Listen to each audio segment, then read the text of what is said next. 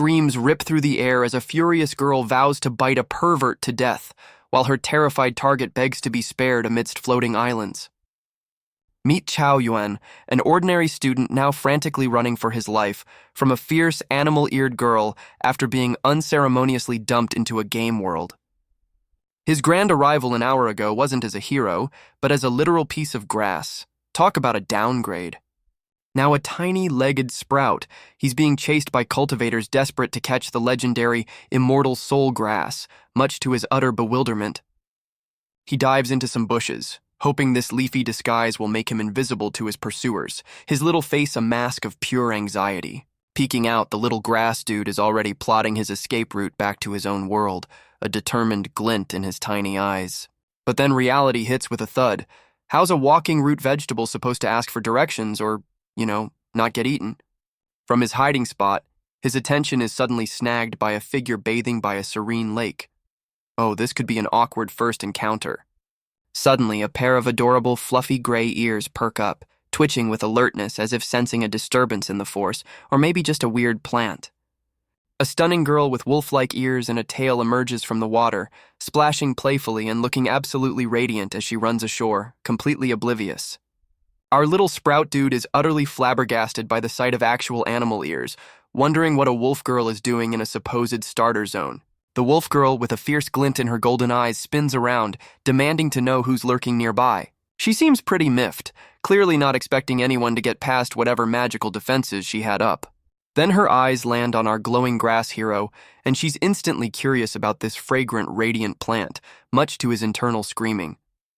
Her bare foot lands on something slick and slimy on the ground, a little squish, marking the unfortunate moment. Wide-eyed and mouth agape, she suddenly realizes the ground beneath her is treacherously slippery.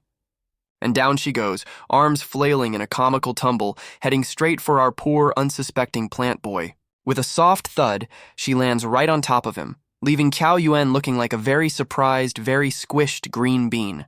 Suddenly, an intense, swirling green light erupts from where Cao Yuan is, engulfing everything in its glow.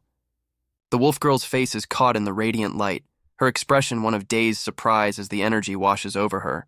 In a flash of green light, Cao Yuan is suddenly human again, much to his and the wolf girl's mutual shock as they find themselves unexpectedly close. The wolf girl, blushing furiously, realizes with dawning horror that their accidental tumble resulted in an equally accidental kiss. Cao Yuan, despite the awkwardness, can't help but notice how pretty the flustered wolf girl is up close, a tiny, almost smug smile playing on his lips. Mortified, the wolf girl shoves him away, screaming pervert, while Cao Yuan desperately tries to quiet her down, terrified her shouts will attract unwanted attention. She's not having any of it and sinks her teeth into his hand, making him yelp in surprised agony. This girl bites hard.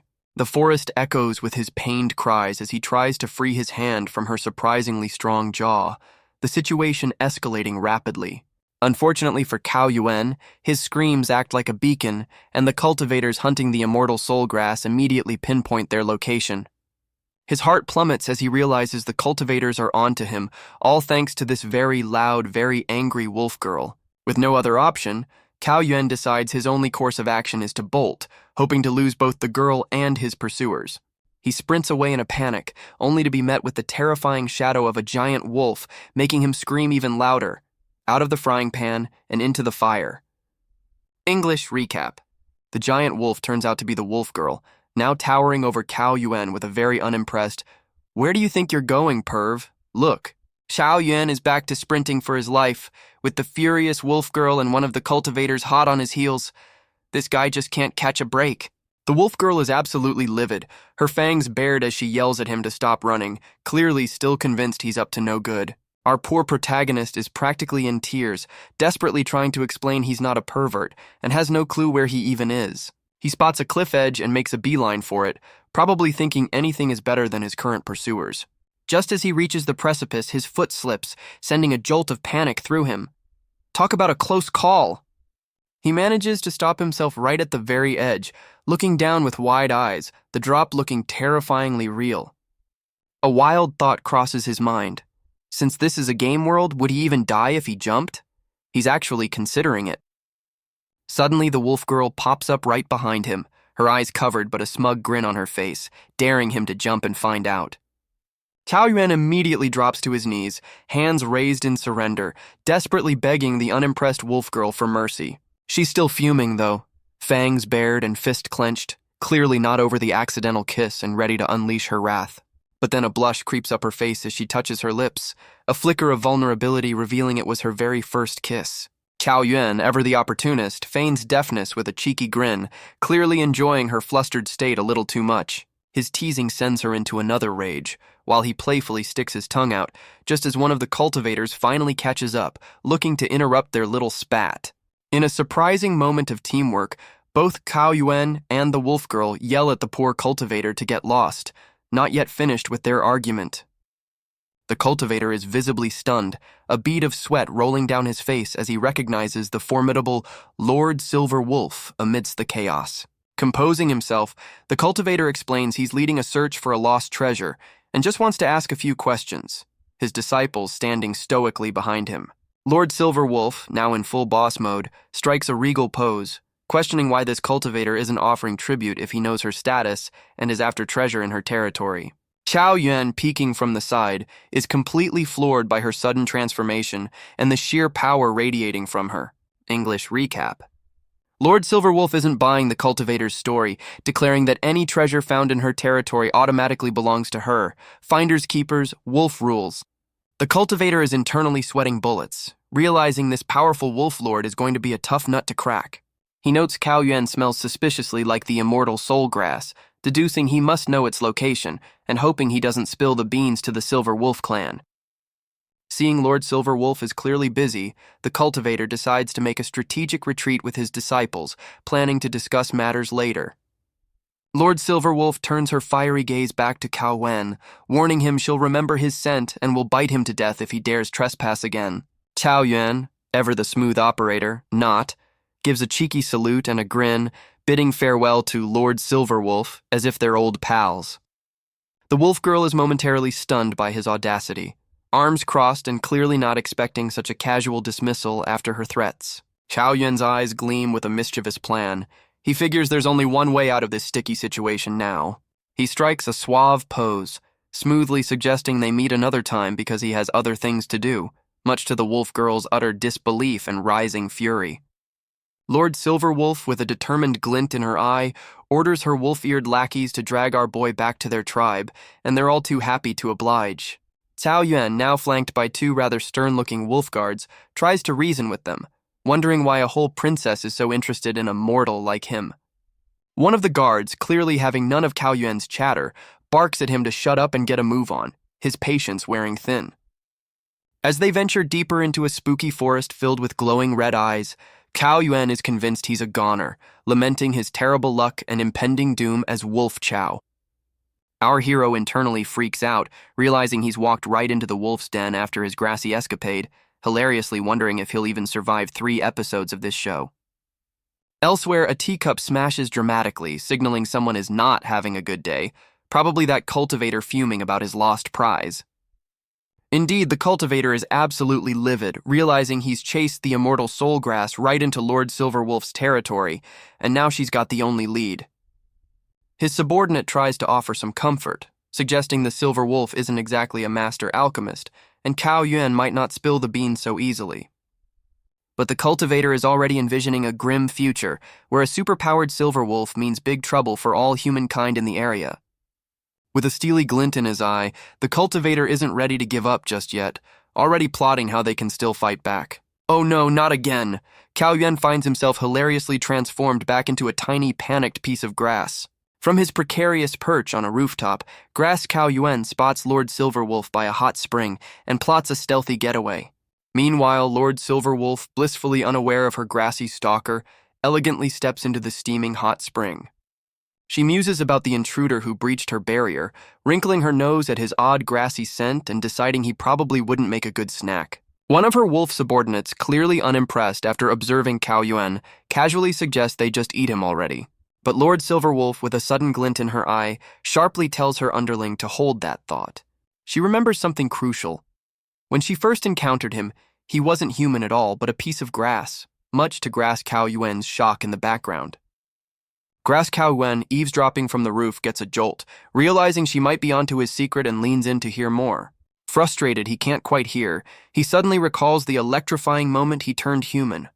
Right after that accidental kiss. A brilliant, or perhaps desperate, idea sparks in Grass Cow Yuan's mind as Lord Silverwolf looks thoughtfully into the distance. Could another kiss be the key? Lord Silverwolf, mid-soak, suddenly whips her head around, her sharp senses picking up on the little grass spy. With a furious glare, she unleashes a watery tendril, roaring for the rooftop lurker to show themselves immediately. Our tiny grass hero goes flying, launched by the water attack, letting out a silent, terrified scream. Lord Silverwolf stares in disbelief as a tiny, screaming plant thing hurtles towards her, completely baffled by its appearance. Panic sets in for Grass Cow Yuan as he realizes he's about to make a splash landing and, oh dear, he can't swim. He makes an undignified landing right onto Lord Silverwolf's chest, sending water splashing everywhere and her into total shock. Chao Yuan, now miraculously human again, snuggles into the unexpected softness, dreamily wondering if he's found paradise. Lord Silverwolf glares daggers at the now human Cow Yuan nestled against her, instantly recognizing her grassy intruder, while he desperately insists he wasn't peeking. She's absolutely fuming that he's not only on her roof but now in her bath, while he has a light bulb moment. Touching her turned him human, meaning his grassy escape plan is kaput. Lord Silverwolf clutches her head, completely done with his ridiculous excuses and this whole absurd situation. Just as things couldn't get more awkward, a wolf-eared attendant bursts in, alerted by the commotion and asking if Her Highness is okay.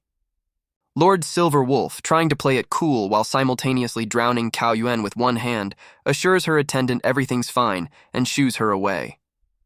The attendant, bless her sharp ears, isn't entirely convinced, still thinking she heard something suspicious.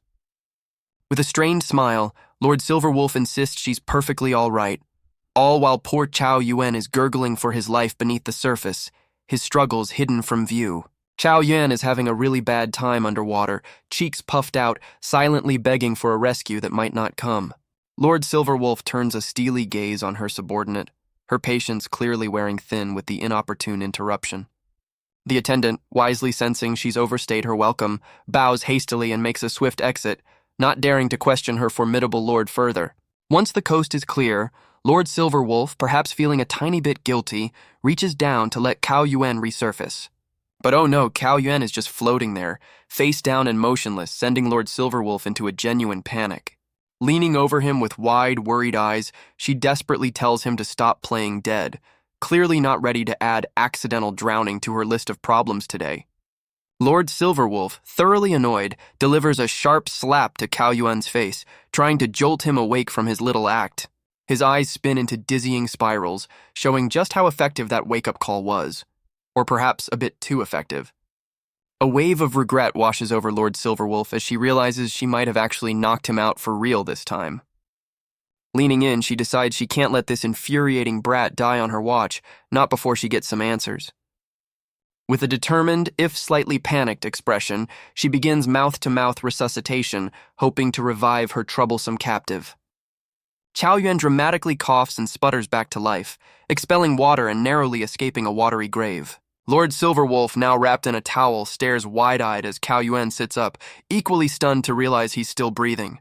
Overjoyed and completely oblivious, Cow Yuan celebrates his survival with wild gestures, while Lord Silverwolf face-palms in the background, her patience wearing thin.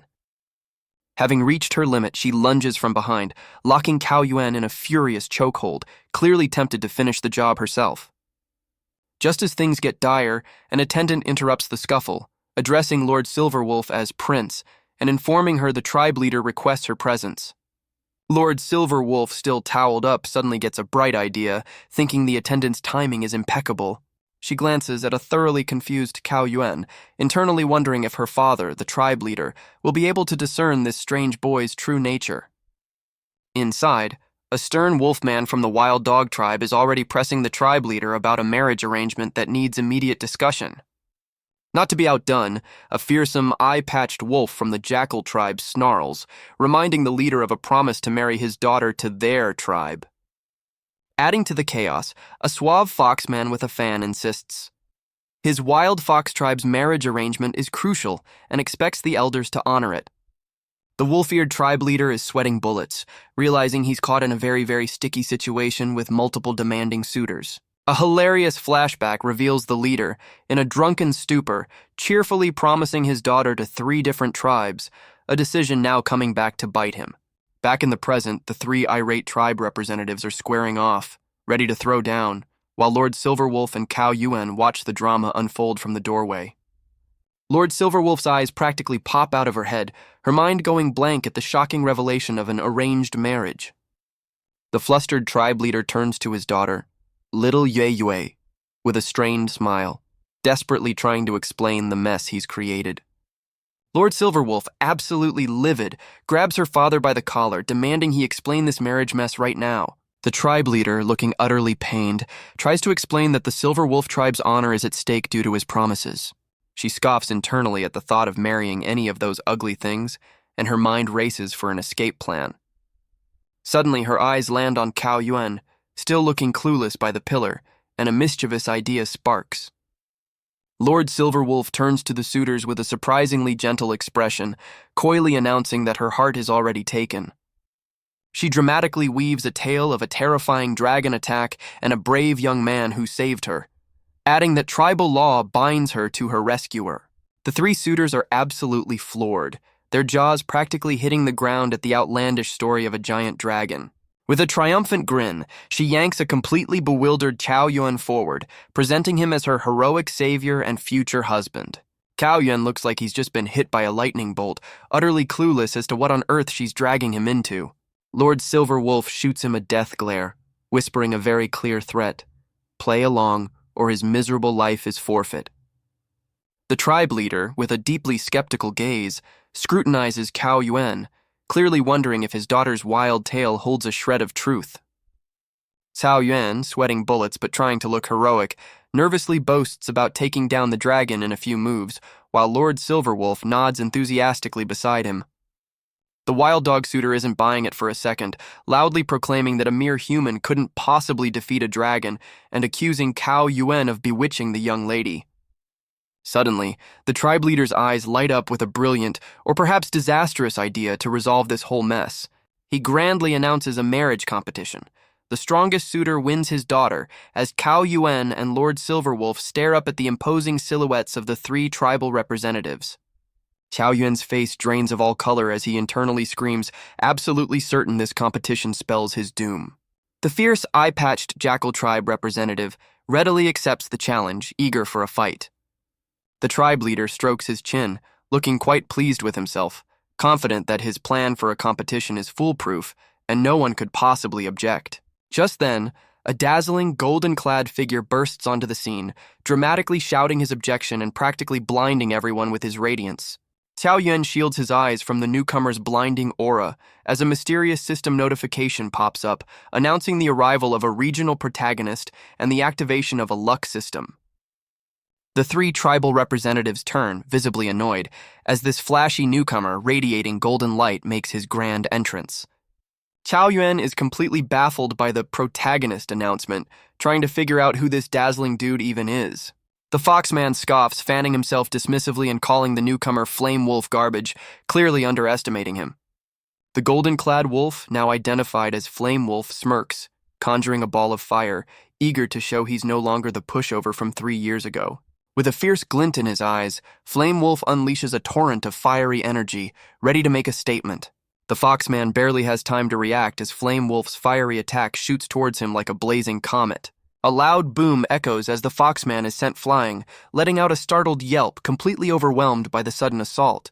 The wild dog suitor watches grimly as the Foxman lies defeated, recognizing that this blonde wolf has reached a terrifyingly high power level. Flame Wolf then turns and bows respectfully to the tribe leader, addressing him as uncle, much to the leader's surprise. The tribe leader, looking rather tired of all the drama, questions Flame Wolf's aggressive arrival and his true intentions, clearly suspicious. Flame Wolf, with a hint of accusation, reminds the tribe leader that he was the one who called off their marriage arrangement 3 years prior. He recounts how his meridians were broken back then, and the leader cruelly broke their engagement, while Cao Yuan gets a wild system pop-up about this regional protagonist and a luck-seizing task. Qiao Yuan, completely bewildered by this new game-like interface, tentatively taps at the glowing notification. His finger presses a confirm button, officially diving him headfirst into whatever this seizing luck quest chain entails. The quest objective flashes before his eyes. Stop Flame Wolf from marrying Yin Yao or face death. Talk about high stakes for our boy. Flame Wolf confidently declares that Yin Yao still loves him, completely oblivious to Qiao Yuan, who's now grappling with a life-or-death mission only he can see. With a fist pump and a surge of heroic energy, Flame Wolf proclaims his love for Yin Yao fueled his transformation into an honorable beast. His eyes blaze with purple intensity as he reveals he's arrived with a singular dramatic purpose. Flame Wolf dramatically points at Lord Silverwolf, announcing his grand plan to take his Yao Yao away, much to Qiao Yuan's shock. Lord Silverwolf, looking utterly unamused with her arms crossed, coldly tells Flame Wolf to drop the pet name, as they are definitely not on familiar terms. Flame Wolf, completely misreading the room, tries to gently take Yin Yao's hand, convinced she's just being polite to her dad. Our boy Qiao Yuan, bless his cotton socks, actually steps in, grabbing Flame Wolf's arm and pointing out the obvious. She's not interested. Flame Wolf absolutely loses it, his eyes bugging out as he prepares to unleash his greedy wolf claws on this useless junk daring to touch him. Qiao Yuan, looking rather fed up with these hot-headed beasts, gets a timely system pop-up asking if he wants to use a special quest skill. With a determined glint in his eye, Qiao Yuan mentally smashes that use button as a brilliant light starts to flare up. In a flash, Qiao Yuan's hands are pressed firmly against Flame Wolf's chest, ready to counter. He shoves Flame Wolf back with a surprisingly powerful move, the system helpfully labeling it Seizing Luck's secret technique, Dragon Claws. Flame Wolf stumbles, genuinely shocked that this random human moved so fast he couldn't even track it. Qiao Yuan throws a smug little smirk Flame Wolf's way, clearly enjoying the moment and asking if he gets the picture now. Flame Wolf is utterly flabbergasted, his face a mask of disbelief as he reels from the unexpected pushback. Despite his cool move, Qiao Yuan goes flying backwards, screaming, because apparently that dragon claw had zero actual power behind it.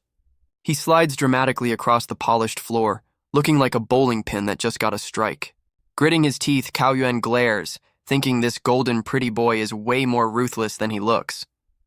Flame Wolf looms over him, clearly irritated that some random human dared to interrupt his grand romantic declaration. The tribe leader finally steps in, telling Flame Wolf to prove his strength in the upcoming marriage competition instead of bullying his daughter's, savior. Flame Wolf, with a lovesick glance towards Yin Yao, readily agrees to the competition, but our boy Qiao Yuan suddenly pipes up from the floor. Qiao Yuan, with his eyes hilariously blacked out as if to emphasize his sheer audacity, yells that Flame Wolf can't just waltz off because their fight isn't finished. Flame Wolf turns, a mixture of disbelief and annoyance on his face, wondering how this persistent gnat still has the guts to challenge him. With a sudden burst of confidence, Qiao Yuan flashes a cheeky grin, telling the Golden Wolf not to underestimate the skills of a top-tier gamer. Flame Wolf, absolutely fuming now, charges forward, ready to unleash another round of his greedy wolf claws on the surprisingly resilient human. Qiao Yuan, surprisingly nimble, twists his body, narrowly avoiding Flame Wolf's furious claw attack. Lord Silverwolf watches with a flicker of surprise, clearly not expecting the human to evade so cleanly. Flame Wolf, teeth bared in a snarl, lunges again, but Qiao Yuan's afterimages dance around him, making the golden boy miss repeatedly. Yin Yao thoughtfully strokes her chin, wondering if this human is actually skilled or just incredibly lucky to dodge a 5th-grade demon's attacks. Despite looking a bit battered on the floor, Qiao Yuan grins, holding up a shiny D token as a system notification declares his survival and skill data acquisition. The glowing blue system interface confirms the greedy wolf claw's attack data has been successfully logged, much to Qiao Yuan's unseen delight. A new quest objective pops up: defeat Flame Wolf and complete his BS, with progress currently at a very motivating 0%. Flame Wolf scoffs at Qiao Yuan's new, rather odd fighting stance, clearly underestimating whatever our gamer boy is planning. With another roar of greedy wolf claws, Flame Wolf pounces, only for Qiao Yuan to meet the attack with an unexpected move of his own. Flame Wolf's eye widens in sheer disbelief, completely caught off guard by whatever just happened. The wild dog suitor gawks, completely floored that the human actually managed to do something against Flame Wolf. Xiao Yuan, with a hand still glowing from his copied move, smirks triumphantly, dismissing Flame Wolf's signature attack as utterly pathetic. Flame Wolf, now sprawled on the floor, stares in disbelief, demanding to know how this nobody could possibly know his greedy wolf claws. With sparkles practically radiating off him, Cao Yuan smugly declares his main character status, while a system notification cheekily announces BS completion progress 1-2. Cao Yuan's cool facade cracks a little, as the system urgently reminds him there's another part to his bluff, and death is on the line if he doesn't hurry. Our boy comically freaks out, wondering why on earth his BS task isn't fully completed yet. Suddenly, with a soft poof, Cao Yuan transforms into a tiny, bewildered-looking sprout with big, innocent eyes, surrounded by a faint green glow. The little sprout Cao Yuan is in utter despair, hilariously lamenting his sudden, inconvenient transformation into a piece of vegetation. The system, ever so helpful, flashes a dire warning. BS progress is still only halfway, and a 30-second death countdown has begun. Now there are two identical, confused little sprouts as Flame Wolf looms nearby, and a death timer ticks ominously down, much to everyone's bewilderment. Yin Yao, looking thoroughly unimpressed, realizes this whole sprout situation is about to become a massive headache. The tiny sprout, who is clearly Cao Yuan, frantically tries to get Yin Yao's attention, practically begging her to bail him out of this leafy predicament. Yin Yao jumps, startled, as the furious little sprout gives her an earful for trying to play hide-and-seek when his life is on the line. With the death timer still ticking, Sprout Cao Yuan sweats bullets knowing he's got to think fast or become permanent mulch. Oh, for crying out loud, now the wild dog suitor and the tribe leader have also turned into bewildered sprouts, staring at each other in leafy confusion. Sprout Cao Yuan, eyes wide with a mix of terror and resolve, decides it's time for a desperate all-or-nothing gamble. He launches himself towards a very surprised Yin Yao, hoping that a quick touch will break this vegetative curse before the timer hits 0. Suddenly, a vibrant green beam erupts from the determined sprout, striking Yin Yao squarely and sending her stumbling back in shock. The little sprout Cao Yuan makes a surprisingly soft landing, boinging gently against Yin Yao's chest with a rather satisfied expression.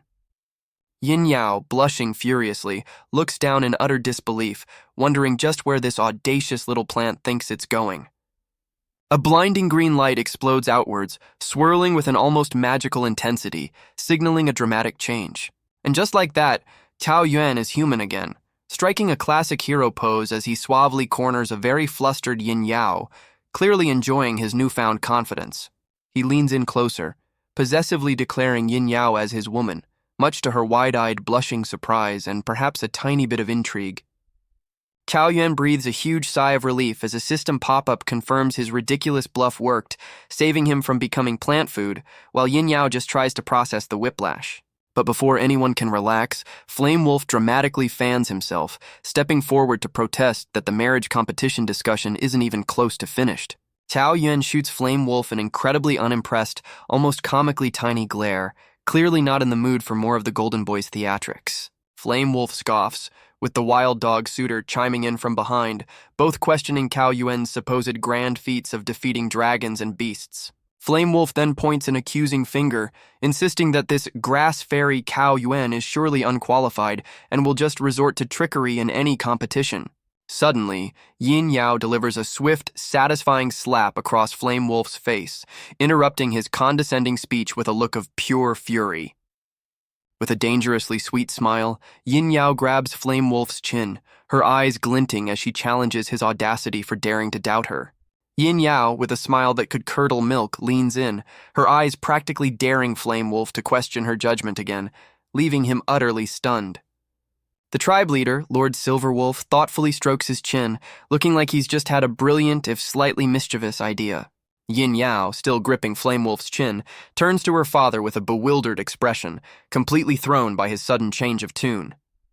Lord Silverwolf then cheerfully informs a gobsmacked Cao Yuan that to truly win their respect, he just needs to pop off and bring back a giant dragon's corpse. Cao Yuan points at himself, his face a mask of utter disbelief, as if he's wondering if he accidentally wandered into a Death Wish recruitment drive. The tribe leader, with an infuriatingly smug look, suggests that for his esteemed son-in-law, dispatching a dragon should be a walk in the park, much to Cao Yuan's internal screaming. Fed up, Cao Yuan announces he's out of there, not about to become Dragon Chow, while Yin Yao calls after him, clearly not expecting his abrupt departure. With a fiery aura of defiance, Cao Yuan declares his freedom, absolutely refusing to be railroaded into a suicide mission. But just as he's about to make his grand exit, a new system quest pops up, informing him he now needs to become the tribe leader's son-in-law by gaining the tribe's recognition. Cao Yuan's face drains of all color as the system clarifies: slay a giant dragon or face actual, non-negotiable death. Cao Yuan clenches his fists in frustration as the system throws another death penalty quest at him, complete with a terrifyingly short countdown. Our hero, faced with imminent doom, performs a spectacular U-turn, prostrating himself before Lord Silverwolf with newfound, desperate respect. With puppy dog eyes practically brimming with tears, Cao Yuan begs his wise and knowledgeable future father-in-law for the quickest route to a giant dragon. Lord Silverwolf, stroking his goatee with immense satisfaction, notes how very eager his prospective son-in-law suddenly is to marry his daughter. Yin Yao looks like she wants the ground to swallow her whole as her father beams approvingly at Cao Yuan, who's now practically clinging to her. Flame Wolf, ever the helpful rival, chimes in with details about a formidable ice giant dragon residing in the perpetually snowy northern lands. A close-up on Flame Wolf reveals a glint of something not entirely benevolent in his eyes, as he helpfully suggests Cao Yuan venture to this icy domain. Cao Yuan, still on the floor but now looking hopeful, eagerly inquires about the distance to this dragon-infested northern mountain. Flame Wolf, with a suspiciously cheerful wave, assures him it's just a hop, skip, and a jump north, while Cao Yuan looks ready to start crawling immediately. A skeptical Cao Yuan glances back, a seed of doubt planted. This golden boy couldn't possibly be setting him up, could he? Cao Yuan scratches his head, suddenly realizing he has absolutely no idea which direction north actually is, much to his own befuddlement. Flame Wolf, ever so helpful, casually mentions the trip north would take a mere year and 8 months, by which time he and Yin Yao would practically have a family. Flame Wolf then smoothly suggests to the tribe leader that they can just start the competition now, no need to wait for that grass fairy. Our hero, looking rather small and dejected, wanders off into the distance, still muttering about finding north, completely oblivious to the trap. A close-up on Cao Yuan's face reveals his utter confusion, still trying to navigate by sheer willpower alone. Suddenly, something crashes down from above, sending Cao Yuan tumbling spectacularly with a look of pure shock. Dazed but mostly unharmed, Cao Yuan finds himself holding a surprisingly large blue-spotted egg, looking utterly perplexed. He stands beside a fresh crater, cradling the mysterious egg and wondering what kind of bird delivers via aerial bombardment. Meanwhile, Yin Yao is absolutely livid, calling out Flame Wolf for his unsporting attempt to start the competition, while Cao Yuan is on his wild goose chase. The wild dog suitor seizes the moment, kneeling before Yin Yao and earnestly questioning if she truly believes that Grass Fairy can bring her happiness. The wild dog suitor, with a face full of conviction, passionately declares he'll protect Yin Yao, unlike that Grass Fairy. Lord Silverwolf watches with a stern expression as the suitor continues his dramatic proposal to a rather taken-aback Yin Yao. Suddenly, Lord Silverwolf's eyes narrow, sensing an immense oppressive aura that feels suspiciously like a dragon's. Before anyone can react, both Yin Yao and her father are sent flying by an unseen force looking utterly shocked. A colossal, terrifying ice dragon materializes before them, its frosty presence instantly chilling the atmosphere and everyone's moods. Lord Silverwolf breaks into a cold sweat, realizing they're completely outmatched and his tribe might be doomed. Yin Yao, wide-eyed with terror, desperately tries to warn the others to scatter as the monstrous dragon glares down. The ice dragon looks rather miffed, clearly insulted that these tiny mortals are already scampering away without even a proper introduction. With a mighty roar, the dragon unleashes a devastating ice breath, instantly flash-freezing Flame Wolf and the wild dog suitor mid-panic. Lord Silverwolf stares in abject horror, wondering what brought this icy behemoth to their doorstep, and if this spells the end for his entire tribe. The ice dragon yelps in surprise as a fiery attack, the greedy wolf claw, slams right into its side, making it cry out. Lord Silverwolf whips around, completely baffled, wondering who on earth just launched that impressive dragon-walloping strike. And look who it is. Cao Yuan makes a grand re-entrance, all smiles and heroic poses, cheerfully greeting his father-in-law. The colossal ice dragon glares down at the tiny human, huffing indignantly at the sheer audacity of this mortal daring to attack it. Not one to be outdone, the dragon rears back and unleashes a terrifying blast of its signature dragon ice breath. Cao Yuan, ever the showman, leaps dramatically into the air, vowing to shut down the dragon's frosty attacks permanently. Like a golden comet, Cao Yuan rockets towards the dragon, slamming headfirst into the beast with a mighty roar from the impacted dragon. Our hero then executes a series of flashy flips, gracefully evading any counterattack, looking incredibly cool while doing it. Cao Yuan lands with a confident tap, striking a pose as if this was all just a casual warm-up. With a smug little smile, Cao Yuan thanks the now tiny retreating spirit of the dragon, which promises rather unconvincingly that it'll be back. Cao Yuan casually chats with the still frozen flame wolf, smugly noting the dragon's convenient proximity and promising a swift defrosting, much to Flame Wolf's icy glare. In a surprisingly tender moment, Cao Yuan gently takes Yin Yao's hand, a silent invitation. He then leads a somewhat bewildered Yin Yao away, a determined glint in his eyes as they walk into the night. Later, in a private room, Yin Yao confronts Cao Yuan, arms crossed and clearly demanding answers from this dirty rogue. She points an accusatory finger, desperate to understand just how he managed to vanquish that terrifying dragon. Cao Yuan, looking a tad bashful, scratches his head with a nervous chuckle, clearly about to spin a tale. The story begins with the ice dragon spirit, wailing in distress as it frantically searched for its lost child. Our hero recalls holding the slightly cracked, blue-spotted egg, just as a system prompt reminded him of his dragon-slaying, elder-impressing quest. Suddenly, the massive ice dragon had appeared before him, its eyes wide with joyous relief at spotting the egg, while Cao Yuan's own death timer ominously ticked down. The magnificent dragon then gently inquired if it was indeed him who had found her precious child, the egg still cradled in Cao Yuan's arms. Cao Yuan, still in his flashback, notices with some concern that the precious dragon egg he's holding appears to be cracked. To his utter surprise, a warm glow envelops the egg as some mysterious healing energy emanates from his hands, mending the cracks. Our hero is completely flabbergasted, realizing he somehow possesses a healing skill he never knew existed. Talk about a convenient discovery. The magnificent ice dragon, now looking incredibly grateful, formally thanks the bewildered human for apparently saving its child. The dragon then affectionately nuzzles Cao Yuan, explaining it knew he was trustworthy because of his unique, divine grass smell, much to his surprise. With a noble glint in its eye, the dragon declares that its kind always repays their debts and asks Cao Yuan to name his wish. Cao Yuan's face lights up like a kid in a candy store, absolutely thrilled by the prospect of a wish, almost like he's met Shenron himself. With a spark of genius or perhaps desperation, Cao Yuan eagerly requests the dragon to help him complete his quest by staging a little performance. Back in the present, Yin Yao shakes a still chuckling Cao Yuan, demanding to know what's so funny, while a tiny flashback shows the dragon looking utterly perplexed by the perform an act request. Lord Silverwolf, clearing his throat to regain everyone's attention, officially announces that Cao Yuan's dragon-defeating feat proves Yin Yao's claims and qualifies him for the competition. The wild dog suitor, looking absolutely petrified, hastily tries to withdraw himself and a still-frozen flame wolf from the competition entirely. But hold on, a new challenger appears. A rather dashing blonde wolf boy steps forward, dramatically declaring he still has a claim. This newcomer earnestly explains to Lord Silverwolf about a childhood promise of marriage with Yin Yao, who quickly tries to downplay it as mere kid stuff. Undeterred, the blonde suitor grabs Yin Yao's arm with a desperate look, vowing not to lose her again, much to her visible annoyance.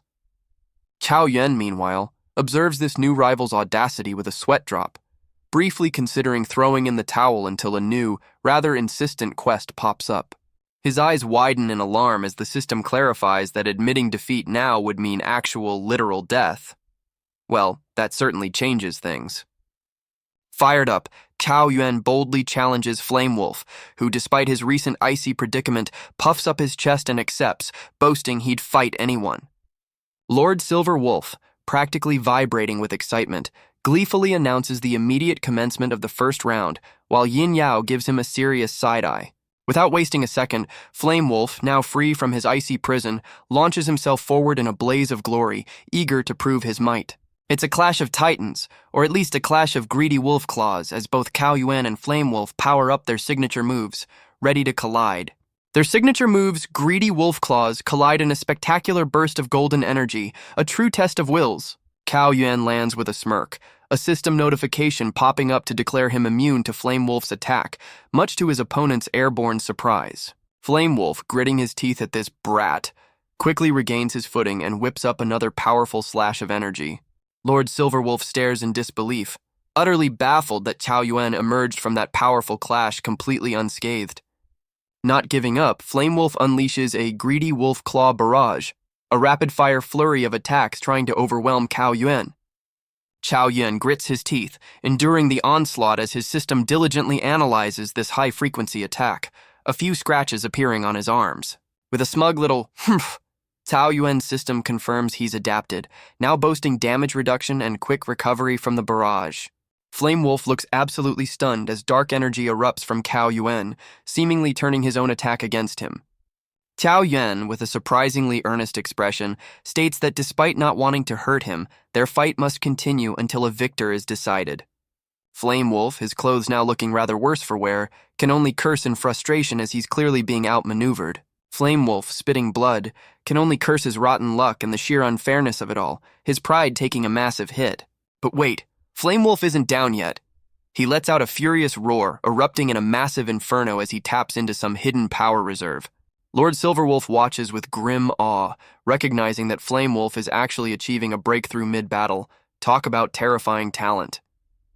Now looking like a true fire demon with blazing red hair, Flame Wolf glares, finding Cao Yuan's resilience utterly unforgivable.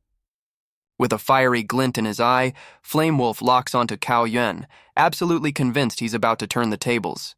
Cao Yuan, meanwhile, gets a rather unhelpful system prompt to raise his realm, leaving him wondering if it expects him to go Super Saiyan on the spot. Before Cao Yuan can even process that, a smirking Flame Wolf is suddenly right in his face, confidently declaring the fight over. Our hero can only stare in wide-eyed shock, completely caught off guard by Flame Wolf's blinding new speed.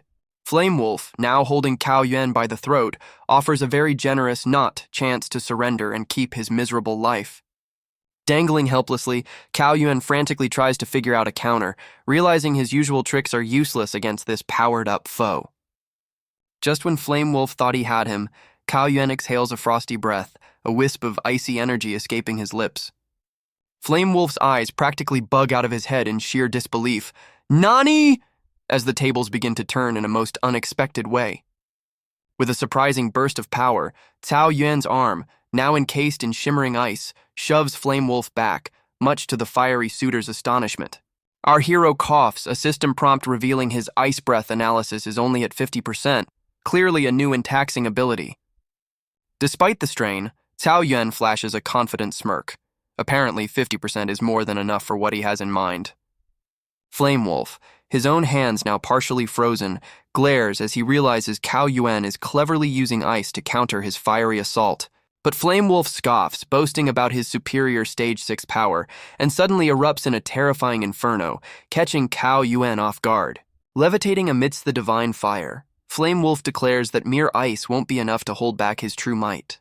With a furious cry, Flame Wolf unleashes his ultimate attack, wolves of blazing flame, sending colossal fiery beasts hurtling towards his opponent.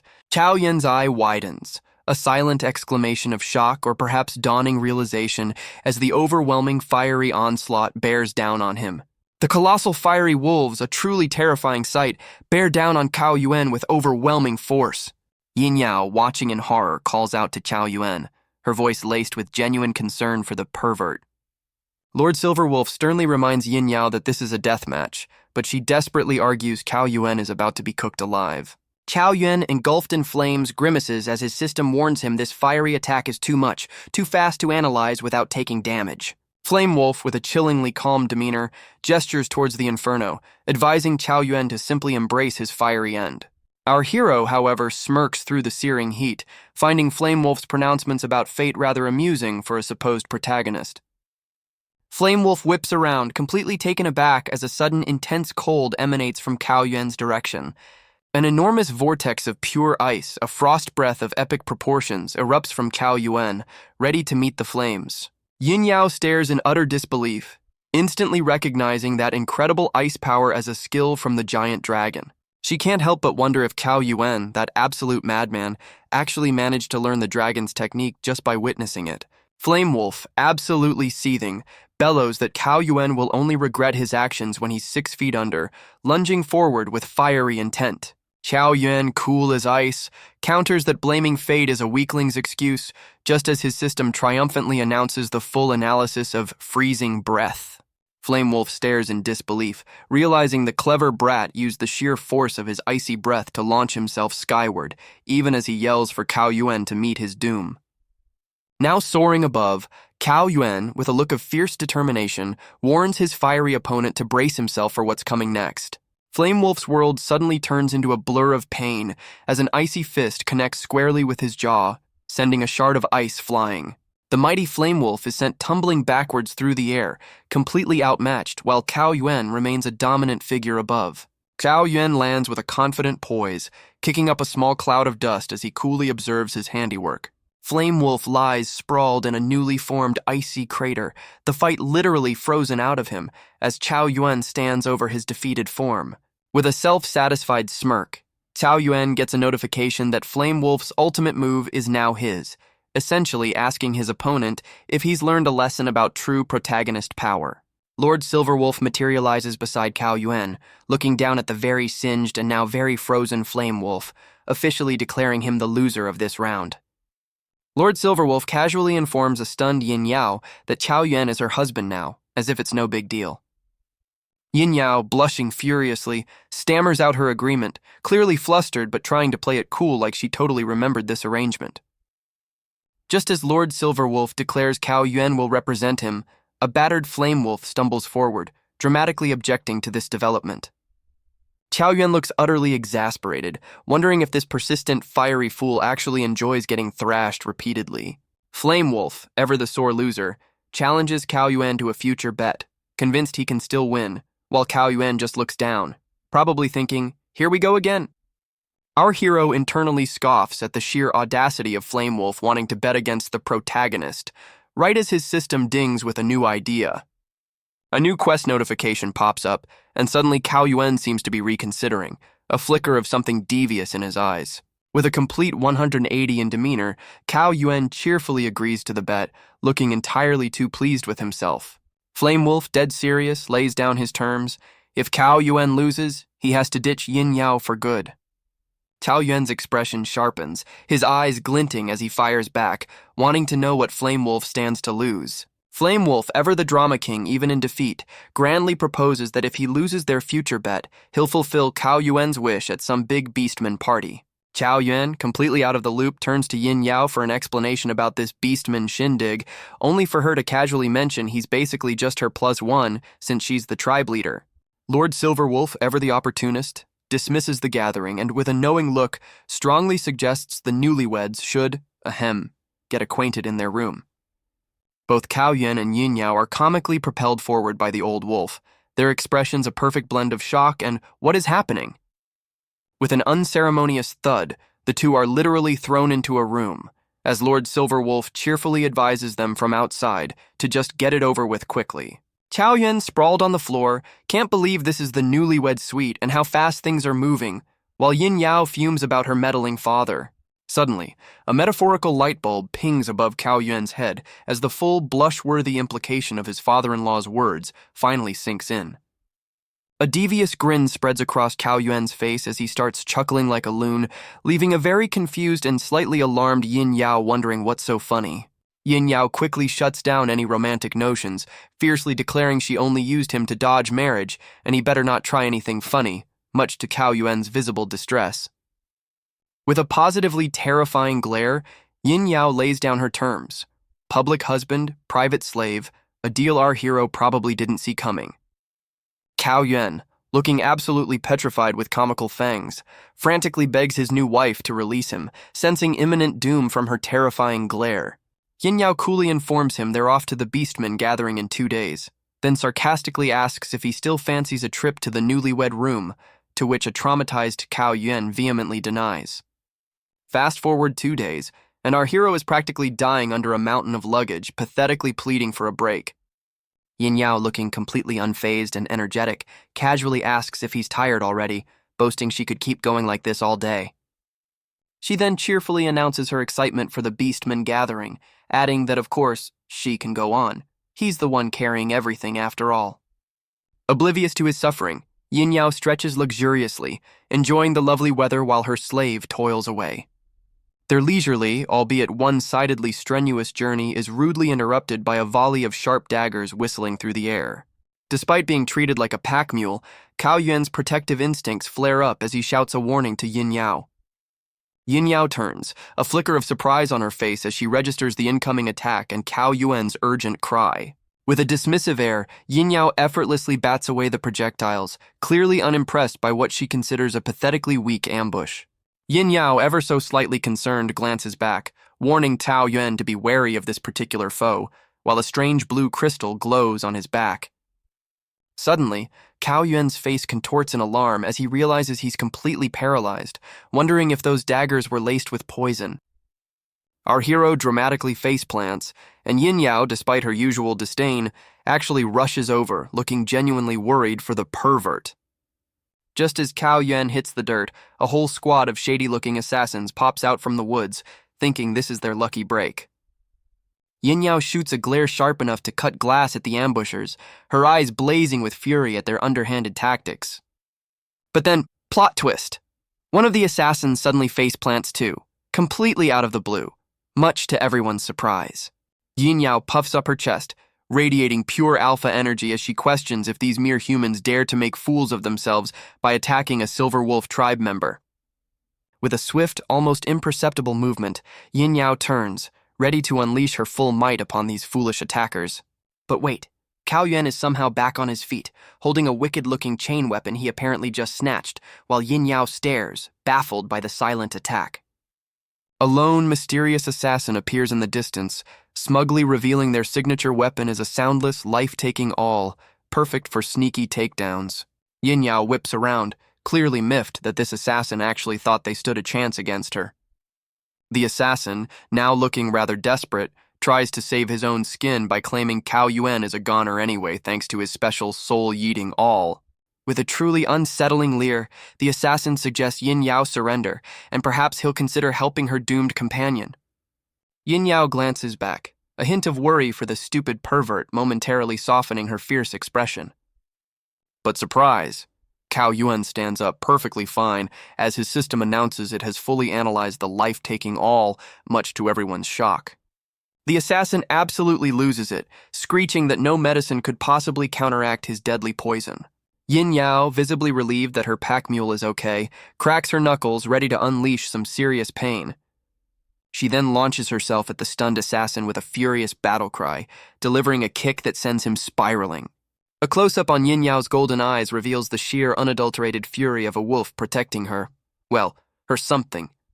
Yin Yao moves with lightning speed, a blur of motion as she continues her relentless beatdown on the unfortunate assassin. Yin Yao, mid-beatdown, snarls with golden eyes, demanding to know who dares interrupt her righteous fury. A new, rather elegant cat-eared lady appears, calmly asking if Yin Yao was the one dissing humans. This mysterious newcomer smirks, clearly unimpressed and finding Yin Yao's previous boast quite amusingly arrogant. With a sudden boom, the newcomer unleashes a powerful attack, sending Yin Yao coughing and stumbling back amidst explosions.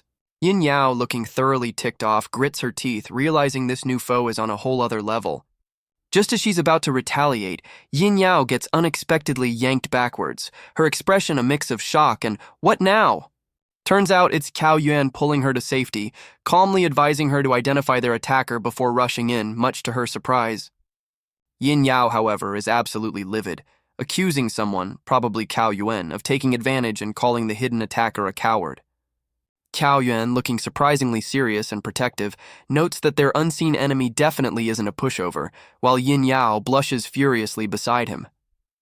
As Cao Yuan coolly assesses the situation, a new system notification pops up, unlocking a fortune-stealing mission chain, Light of the Humans, because of course it does. A new, rather arrogant-looking swordsman appears on a hill, condescendingly informing our heroes that they're just too small to see his greatness. Yin Yao, now a comically flattened, angry wolf girl, bristles at being called weak, while Cao Yuan gets a new system quest. Anger the light of the humans. Suddenly, a robed figure pops up, gushing about how this light of the humans is the shining example for their generation, arriving just in time. Yin Yao looks utterly bewildered by this light of the humans title, a bead of sweat betraying her slight unease. The light of the humans then proceeds to list his ridiculously impressive resume, from cultivating a golden pill as a preteen to being undefeated in 300 battles. Cao Yuan, ever the quick thinker, puts two and two together with a sly grin, deducing the robed figure must be this prodigy's uncle. The robed uncle, puffing his chest with pride, confirms Cao Yuan's astute observation with a very self-satisfied smirk. Cao Yuan subtly plants his foot, a spark of mischief in his eyes, clearly about to stir up some trouble. With a gleeful, "Then things are a lot easier," Cao Yuan launches himself towards the unsuspecting uncle, much to everyone's surprise. Our hero unceremoniously tackles the robed uncle, who lets out a startled yelp as he's slammed to the ground. Cao Yuan, with the uncle firmly in his grasp, cheekily calls out to the light of the humans in the sky, announcing he's got a special delivery. The light of the humans looks down with a stoic expression as his uncle, now very much a hostage, desperately pleads for his nephew's intervention. With a condescending smirk, the prodigy blames his uncle's weakness for humanity's poor reputation, then casually addresses Yin Yao as Little Silver Wolf. Yin Yao, thoroughly unimpressed, retorts that it's common knowledge humans are physically weaker and rarely match demonkind's natural prowess. The light of the humans scoffs at her claim of weakness, and Yin Yao, never one to back down, gets right up in his face, challenging him. With a mere flick of his fingers and a swirl of ominous purple energy, he prepares to swat Yin Yao away like an annoying fly, much to her surprise. Poor Yin Yao goes sailing through the air, letting out an undignified yelp as she's effortlessly launched backwards. She then makes a rather ungraceful landing, crashing hard onto the forest floor with a thud. The light of the humans smugly dismisses the demon's natural physique as nothing special, a faint purple glow still emanating from his hand. Yin Yao, clutching her head and looking utterly incensed, glares up at her attacker, absolutely fuming at his audacity. Yin Yao, still reeling, stares up as the light of the humans looms over her, his sword glinting menacingly, clearly intending to finish her off. This Zhou Yu character condescendingly tells Yin Yao to remember his name before he ends her, while she just glares back, probably thinking he's a real piece of work. Suddenly, Cao Yuan's voice cuts through the tension, his expression a mix of desperation and, "Not on my watch."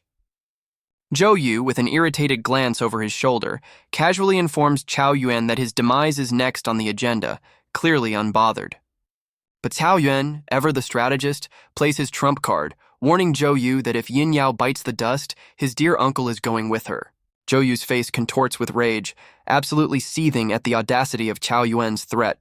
Cao Yuan, with a cheeky grin, presses a blade to the terrified uncle's throat, who hilariously starts screaming for his nephew to save him. Just then, Cao Yuan's system dings, announcing, "Mission Anger the Light of the Humans, complete," and immediately gives him a new, rather ominous quest involving avoiding an assault and using a dragon claw hand. Cao Yuan looks utterly baffled by the avoid assault part, thinking, doesn't he care about his uncle at all? While the hostage uncle shares his confusion. Zhou Yu, cold as ice, declares his uncle a disgrace and promises to give him a proper burial, basically writing him off without a second thought. Both Cao Yuan and his hostage uncle are absolutely dumbfounded, their eyes wide with disbelief at Zhou Yu's heartless declaration. Without missing a beat, Zhou Yu launches a fierce sword wave right at them, forcing a yelping Cao Yuan to scramble out of the way. The light of the humans follows up with an even more impressive swirling vortex of blade energy, clearly not holding back. Cao Yuan, dragging the screaming uncle, barely evades the onslaught, yelling at Zhou Yu for being crazy enough to attack his own kin. Zhou Yu, looking mildly irritated, grudgingly admits Cao Yuan is surprisingly good at dodging his attacks. Still trying to reason with the unreasonable, Cao Yuan reminds Zhou Yu that blood is thicker than water, while the uncle continues his terrified wailing. Zhou Yu, with chilling indifference, proclaims his uncle's sacrifice for the human race a glorious end, completely unmoved by the pleas. Cao Yuan is utterly aghast, finally grasping that this guy genuinely doesn't give a damn about his relatives. Zhou Yu takes a deliberate step forward, his posture radiating cold determination as he prepares his next move. Cao Yuan, his eyes now glowing a determined green, readies a counterattack, unleashing a blast of icy frost breath. Zhou Yu, unfazed by the icy blast, counters with a massive swirling sword wave of his own, looking every bit the arrogant prodigy. Chao Yuan, eyes wide with alarm, barely manages to duck under the whistling blade energy that slices through the air where he just stood.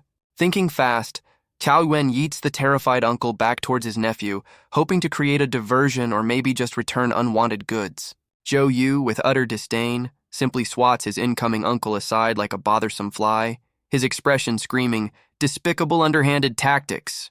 The light of the humans turns, his cold gaze fixed on Cao Yuan, clearly not amused by the whole uncle projectile situation.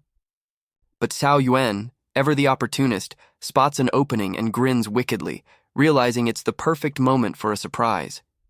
Our boy Cao Yuan then unleashes a very, very personal attack, aiming his dragon claw hand with pinpoint accuracy at Zhou Yu's unsuspecting backside. Zhou Yu's eyes bulge in a silent, horrified scream as the unexpected attack lands, with comedic flowers blooming to signify the sheer shock and violation. The mighty light of the humans crashes face first into the dirt, bent over in a rather undignified heap, courtesy of Cao Yuan's cheeky maneuver.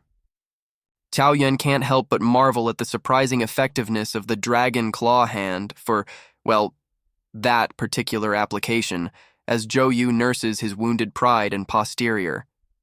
The system dings again, congratulating Cao Yuan on his successful, fortune stealing, and immediately assigns him the daunting task of defeating this light of the humans. Cao Yuan looks utterly bewildered by this new quest, thinking the system might be jumping the gun a little on the whole defeat the prodigy front. Meanwhile, an absolutely incandescent Zhou Yu charges, sword raised, clearly not appreciating the earlier very personal attack, while Cao Yuan suspects this whole system is just designed to mess with him. Zhou Yu's face is a mask of pure, unadulterated rage as he screams his murderous intent, his eyes practically burning holes into where Cao Yuan was. But with a surprising burst of speed, Cao Yuan vanishes into thin air, leaving Zhou Yu to slash at nothing but a faint afterimage, much to the prodigy's shock. The light of the humans whirls around, sword at the ready, completely baffled by his target's sudden disappearing act. It turns out Cao Yuan has shrunk himself down to a tiny sprout-like creature, peeking out from behind a tree and sighing in relief that he wasn't diced into 8 pieces. This miniature Cao Yuan, looking rather grumpy, demands some intel from his system, clearly feeling outmatched by the ridiculously overpowered Zhou Yu. The system promptly displays Zhou Yu's impressive, if somewhat intimidating profile. Zone protagonist, undefeated genius, and currently no listed weaknesses. Tiny Cao Yuan taps his foot impatiently, a bead of sweat forming as the system leisurely checks for weaknesses, forcing him to figure out how to stall this enraged prodigy. Just as Tiny Cao Yuan was trying to strategize, Zhou Yu's menacing face appears right over his hiding spot, exclaiming he's found him, much to the sprout's horror. With a swift thwack, Zhou Yu flicks the little sprout, sending a jolt through poor Cao Yuan, who lets out a tiny yelp of surprise. Zhou Yu, ever the sharp prodigy, dismisses the tiny form as a mere illusion, clearly not falling for Cao Yuan's shrinking trick.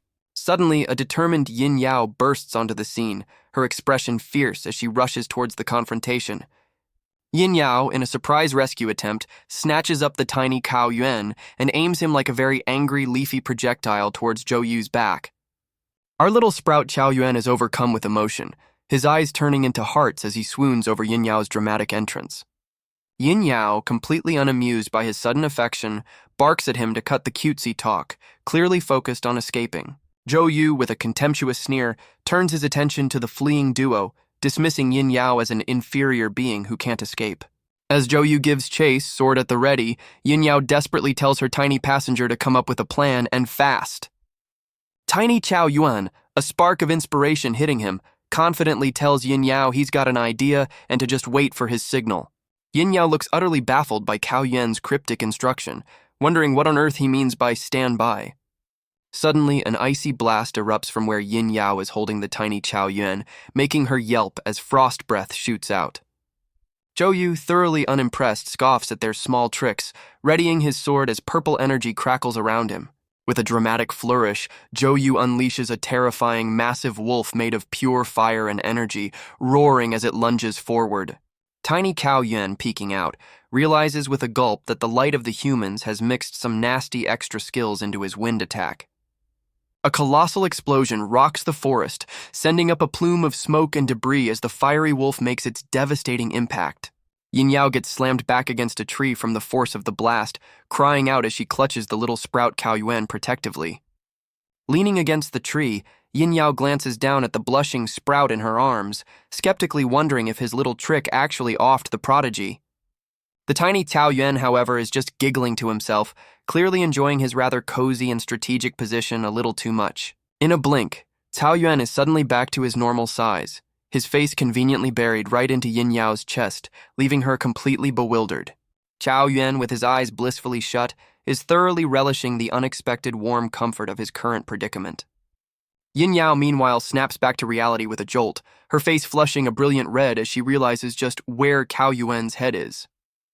With a furious cry, she shoves him away, accusing the poor guy of yet another perverted assault, much to his surprise. Still beet red, Yin Yao covers her mouth, utterly scandalized and demanding he keep his distance, the pervert. Cao Yuan, looking rather indignant himself, retorts that she was the one doing the hugging, while Yin Yao stubbornly refuses to look at him.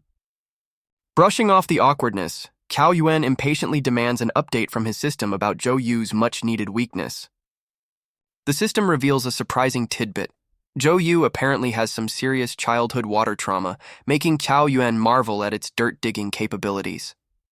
Cao Yuan mulls over this juicy intel, realizing a nearby lake would be perfect, if only he could find one, while Yin Yao watches him talk to himself with concern.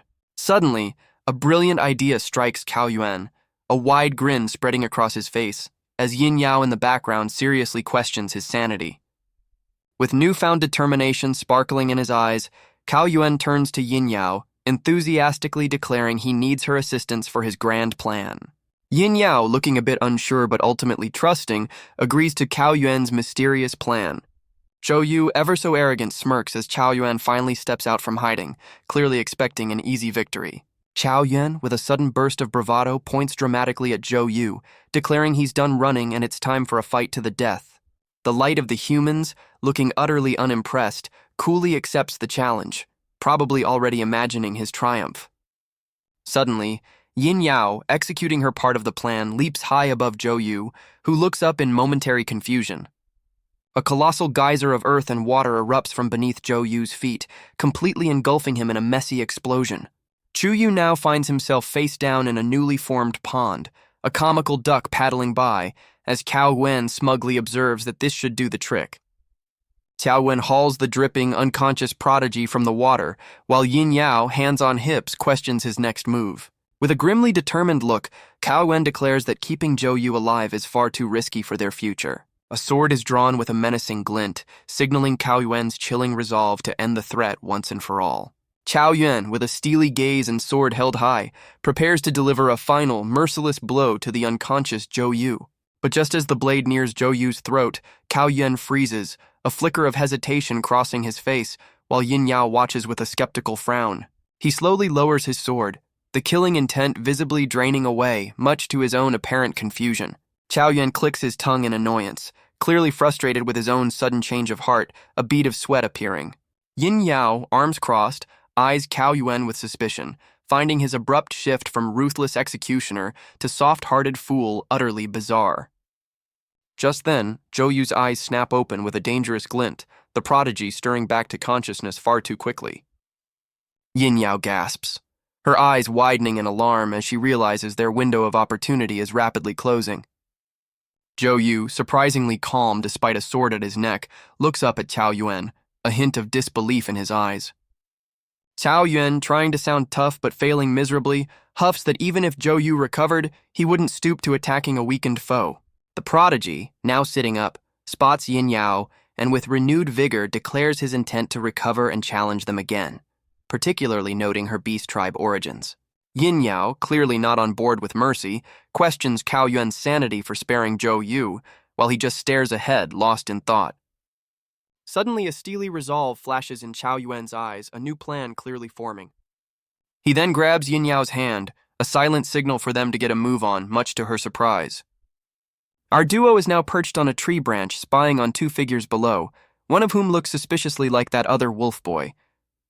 The white-haired attendant politely asks his young master if they should pay their respects to the local Silver Wolf tribe, since they're in their neck of the woods. The young wolf master, Lang Yan, scoffs, revealing he considers the Silver Wolves fools and has even orchestrated their slaughter, all while boasting about his plans to seize a phoenix. Up in the tree, Cao Yuan's ears perk up at the mention of a phoenix, while Yin Yao looks on with a grim expression. Yin Yao then shares a vital secret. Deep in the blazing forest, a powerful being undergoes a rebirth every 300 years, becoming incredibly vulnerable. Just then, a colossal, fiery, magical circle blazes into existence nearby, a powerful energy signature descending into its core. Cao Yuan and Yin Yao whip their heads around, startled, as fiery tendrils erupt through the trees, signaling something big is going down. Cao Yuan stares in disbelief, suddenly connecting the dots that the fiery spectacle might mean the phoenix's rebirth is happening way sooner than expected. The sheer force of the magical eruption sends both Cao Yuan and Yin Yao tumbling, with Cao Yuan letting out a rather undignified yelp as he faceplants. Cao Yuan's eyes practically bug out of his head as he spots an unwelcome face, utterly floored by their sudden appearance. Our heroes momentarily transform into bewildered noodles, Yin Yao ready to throw down while Cao Yuan ponders the etiquette of attacking unannounced. Lang Yan, the wolf boy, flashes a smug grin, absolutely certain they're too late to stop him and will soon be quaking in their boots. Yin Yao practically drags a flailing Cao Yuan through the underbrush, desperately trying to catch the tiny, retreating figure of Lang Yan. With a fierce glint in her eyes, Yin Yao grits her teeth, knowing they have to pick up the pace or lose their quarry for good. Cao Yuan, looking utterly spent, dramatically suggests they just give up because apparently they're all doomed to die together anyway. Lang Yan zips away like a furry little rocket, leaving Yin Yao staring skyward, still determined to somehow intercept him. As Yin Yao continues to tow him along, Cao Yuan, ever the observant one, blankly wonders if she also saw something whiz past overhead. Lang Yan, with a maniacal glint in his eyes, reaches out, absolutely convinced he's about to become the most powerful being ever. But his triumphant declaration is cut short by a sudden sharp crack, his face twisting as he utters something about a demon. Meanwhile, Cao Yuan finds himself at the bottom of a massive crater, looking like a tiny ant, utterly bewildered about his current location. His whole body aches, and he lies there, dazed and confused, wondering how on earth he ended up in this pit. Cao Yuan sits up, clutching his head as fragmented memories of falling, Yin Yao, and a sudden fiery attack flash through his mind. A jolt of panic hits him as he looks around wildly, the urgent question of Yin Yao's whereabouts consuming his thoughts. He stumbles out of the crater only to find a surprisingly peaceful scene with a lake and unharmed trees, making him question if he's dreaming after that massive fiery explosion. And there's Yin Yao, casually bathing in the lake while a mysterious red-haired girl washes her hair, thanking her for the comfortable bath. The red-haired girl, with a gentle smile, assures Yin Yao it's no trouble at all, looking entirely unfazed. Cao Yuan, peeking from behind a tree, finally spots Yin Yao, but his relief is mixed with utter confusion at the sight of the unknown lady. Yin Yao, with a stern look, clearly senses Cao Yuan's presence and is not amused by his peeping. A wash basin suddenly connects with Cao Yuan's face, courtesy of an enraged Yin Yao who sends him flying for being a scoundrel. Yin Yao, now modestly wrapped, fiercely shields the red-haired girl, demanding Cao Yuan avert his eyes immediately. Cao Yuan, completely bewildered by the sudden turn of events and the aggressive modesty, just can't catch a break. The mysterious red-haired girl calmly acknowledges Cao Yuan, seemingly identifying him as the plucky survivor of her earlier fiery display. Cao Yuan's jaw drops as he recognizes her voice. It's the same powerful entity he heard during the chaotic explosion. Yin Yao's wolf ears twitch furiously, little anger veins popping, signaling her patience with Cao Yuan's antics is wearing dangerously thin. With a mighty bam, Yin Yao lands a solid punch, sending Cao Yuan tumbling once more for daring to peek while they were changing. The red-haired girl casually mentions to a stunned Yin Yao that Cao Yuan was actually clinging to her for dear life during the attack. Yin Yao, now beet red and utterly flustered by this revelation, can only stammer out accusations of perversion at poor Cao Yuan. The mysterious red-haired girl casually introduces herself to a very surprised Cao Yuan, who's currently serving as her impromptu lounge chair.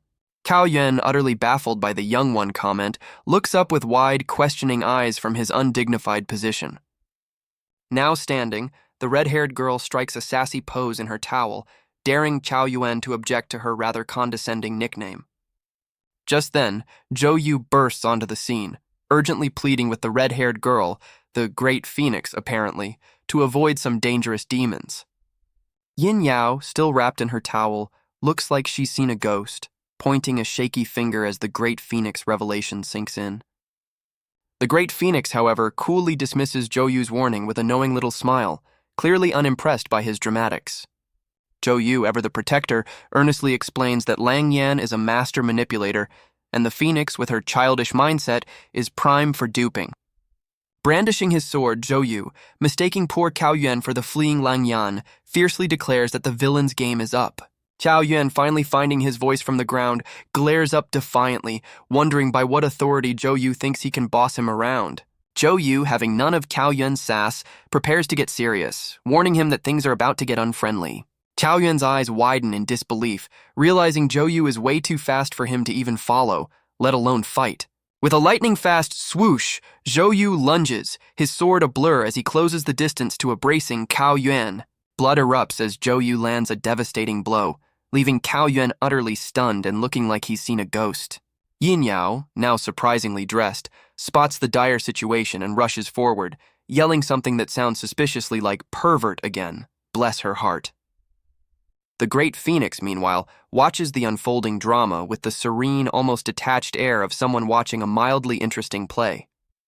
Poor Cao Yuan is reduced to a tiny, helpless little doodle, sent flying by a whirlwind of green energy, clearly outmatched. Yin Yao dashes towards the comically small Cao Yuan, genuinely concerned, while the Phoenix just stands there cool as a cucumber, and Zhou Yu looks on. Zhou Yu, with his back turned, coolly explains that his human sword technique is a surefire kill move, not to be used lightly. Yin Yao, absolutely furious, demands to know why Zhou Yu felt the need to go for the kill when Cao Yuan was already down. The Great Phoenix's eyes narrow ever so slightly, a hint of something unreadable in her gaze as she observes the heated exchange. Zhou Yu gets a verbal slap on the wrist for nearly obliterating a junior, his face a mask of stern justification. He coolly rationalizes his brutality as the natural order of humans versus demons, demanding the grass demon's body, which he believes belonged to his people. Yin Yao, cradling the comically tiny Cao Yuan, fiercely questions if Zhou Yu plans to off her too, given her own demonic heritage.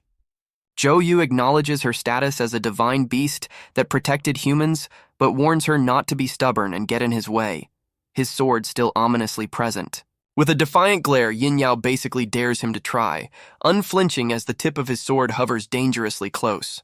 Zhou Yu seems momentarily flustered by her audacity, perhaps thinking she's being utterly foolish. The Great Phoenix finally speaks, her tone dripping with amusement as she points out the glaring disconnect between Zhou Yu's brave words and his actual feelings, openly wondering if he's scared. Zhou Yu, puffing his chest, vehemently denies any fear, proclaiming himself the light of the humans, though his eyes betray a hint of desperation. The Phoenix just smirks, clearly finding his overblown posturing rather tiresome and not at all convincing. Turning to Yin Yao, the Phoenix expresses a flicker of genuine curiosity about Cao Yuan, intrigued that he managed to survive one of her powerful attacks. The Great Phoenix, with a curious glint in her eye, pokes the tiny, unconscious Cao Yuan, a strange pink energy swirling around him as Yin Yao holds him. Zhou Yu's eyes practically bulge out of his head, absolutely horrified by the Phoenix's apparent intention to form a pact with this random dude. Lunging forward, Zhou Yu desperately tries to stop the Phoenix, yelling about some lifelong blood connection he clearly doesn't approve of. But it's too late. A colossal pillar of fiery energy erupts, blasting poor Zhou Yu backward as he lets out a terrified scream. The Phoenix, looking ethereal amidst the swirling power, calmly completes her ritual with a now normal-sized Cao Yuan, who just stares up in a daze. With graceful hand movements, the Phoenix finalizes the mystical connection, the air still crackling with potent energy. She then gently cradles the still out-of-it Cao Yuan, who seems to have been caught completely off guard by this sudden, intimate power-up. In a surprisingly tender moment, the Great Phoenix leans in and plants a gentle kiss on Cao Yuan's forehead, sealing whatever just happened. Looking down at the unconscious Cao Yuan, the Phoenix softly urges him to wake up, a hint of urgency in her voice suggesting time is of the essence. And just like that, Cao Yuan's eyes snap open, revealing startlingly bright, almost glowing green irises. He's definitely not the same anymore. Cao Yuan, now sporting some seriously cool, glowing green eyes, stares up, while Yin Yao in the background looks utterly bewildered by this sudden power-up. Yin Yao, ever consistent, can only point and sputter about Cao Yuan being a big pervert, clearly overwhelmed by everything. Clutching her chest, Yin Yao blushes furiously, completely baffled by a strange new feeling stirring within her. Perhaps it's not just anger anymore? The Great Phoenix casually dismisses Zhou Yu's dramatic death threat against her new contractor, while Yin Yao just looks on, caught in the middle. Zhou Yu, looking like he means business, declares he's about to unleash his formless elephant sword technique, covering his mouth as if to concentrate his power. With a flash of light and crackling energy, Zhou Yu launches his devastating attack, clearly aiming to end Cao Yuan for good this time.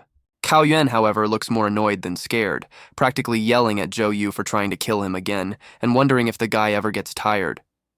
With a determined poof, Cao Yuan transforms back into his tiny, feisty grass demon form, ready to dodge whatever Zhou Yu throws at him. The tiny grass demon Cao Yuan hilariously tattles to the Phoenix about Zhou Yu bullying him, while Zhou Yu fumes in the background, looking absolutely livid. Yin Yao, bless her fiery heart, completely loses it, screaming at the tiny Cao Yuan to get away from the Phoenix, her pervert accusations reaching new heights of absurdity. Yin Yao absolutely loses it, demanding to know why the Phoenix is suddenly on Cao Yuan's side, while the tiny grass demon looks thoroughly unimpressed by the outburst. The Great Phoenix, holding the little green guy, casually remarks that he's a bit too pathetic and she's already having second thoughts about their new partnership. Cao Yuan, still in his miniature form, stares up with wide, confused eyes, clearly having no clue what contract she's even talking about. Dangling him by his leaf, the Phoenix sternly informs Cao Yuan that sister is off limits because by rebirth standards, she's practically a baby, and he's making her sound ancient. She then generously permits him to call her Dan, now that they're a group, and little Cao Yuan, ever the optimist, is thrilled by her supposed niceness. The Phoenix flashes a sweet smile, then casually drops the bomb that her last 6 contractors said the exact same thing right before they bit the dust. A jolt of pure terror shoots through tiny Cao Yuan as he desperately hopes those previous contractors at least died peacefully of old age, right? Zhou Yu, ever the helpful harbinger of doom, chimes in to explain that Phoenix contractors become prime targets for anyone wanting her power, by killing them, of course. The Phoenix, with a glint in her eye, admits she found his earlier struggles amusing, and basically signed him up to see if he could survive even more hunters. Then, with a breezy farewell, she declares that his potential demise is no skin off her nose, leaving a screaming, horrified Cao Yuan to contemplate his very short life expectancy. The Phoenix, with a disarmingly sweet smile, cheerfully admits she's not above offing useless contractors herself, much to Cao Yuan's utter horror. This lady is pure evil. Little Cao Yuan makes a desperate dash for his life, wailing comically as Zhou Yu, sword raised, vows that this time there's no escape. Zhou Yu lunges with all his might, his sword a silver streak, but somehow his target isn't where it's supposed to be. With surprising agility for a tiny sprout, Cao Yuan executes a perfect dodge, zipping right under Zhou Yu's attack. Zhou Yu is absolutely flabbergasted, unable to comprehend how this little grass demon so easily evaded his powerful strike. Yin Yao, ever the observant one, looks towards the Phoenix with a puzzled expression, wondering what fresh chaos is brewing now. The Phoenix, however, just offers a knowing, almost mischievous smile, clearly sensing that the party is about to get a lot more interesting. Suddenly, a massive, ominous wolf-like shadow looms over them, its voice full of regret, wondering if it missed its chance to contract with the Phoenix. Yin Yao whips around, instantly on alert and ready to throw down, demanding to know who this imposing newcomer is. Meanwhile, Zhou Yu finds himself unexpectedly ensnared by glowing white tendrils of energy, utterly shocked by this sudden, immobilizing development. Tiny Cao Yuan, looking utterly stressed, frantically weaves through the glowing white tendrils of energy, his little body a blur of evasive maneuvers. Zhou Yu, still caught in the tendrils himself, seethes with frustration, wondering how this weakling keeps slipping through his grasp when he's taken down far stronger foes. The little grass demon, with a comically bewildered expression, seems just as surprised by his own agility, having no idea how he's pulling this off. The imposing wolf-like figure, now more clearly a large, cloaked individual, casually greets the Phoenix, mentioning it's been a good few centuries since they last met, while Yin Yao eyes him warily. Yin Yao, ever ready for a fight, steps forward protectively, demanding to know who this powerful newcomer dares to be. The Phoenix, with a knowing little smile, acknowledges the figure as her second brother, sounding mildly surprised he even remembers her. The newcomer, now revealed to be a stern-faced white tiger man, makes it clear he's not here for a friendly chat, his expression all business. The Phoenix's eyes widen in sudden alarm as she feels a chilling wave of murderous intent wash over her from her supposed brother. In a swift, decisive movement, a hand firmly grasps another's wrist, a silent signal of impending danger and the need for a quick escape.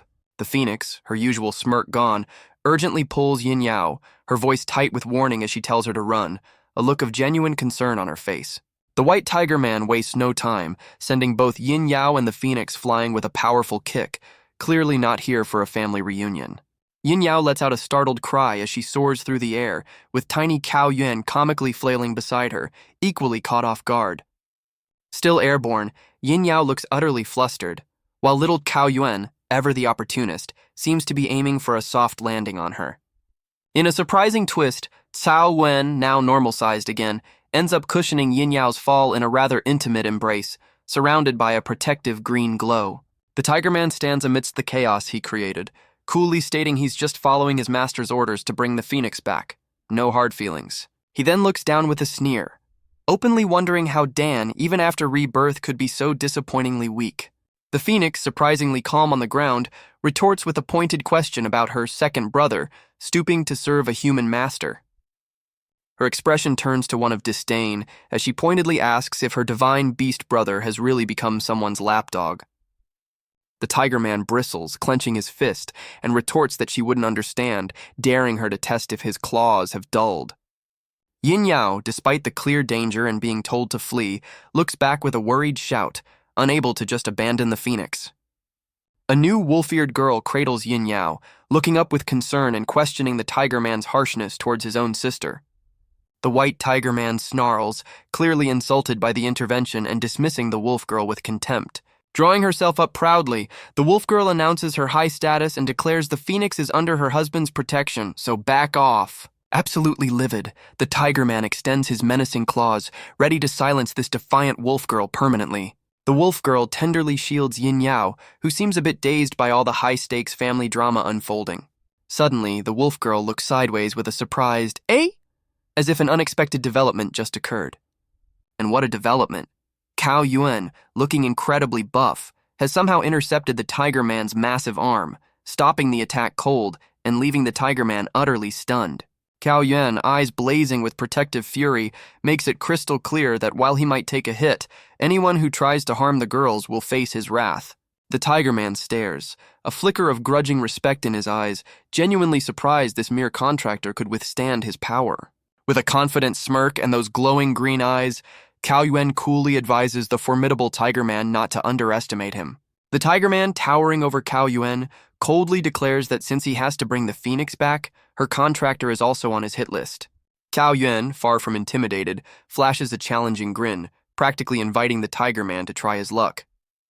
The wolf girl, still protectively holding Yin Yao, looks up at Cao Yuan with genuine concern, questioning if he really has a way to deal with such a monstrous opponent.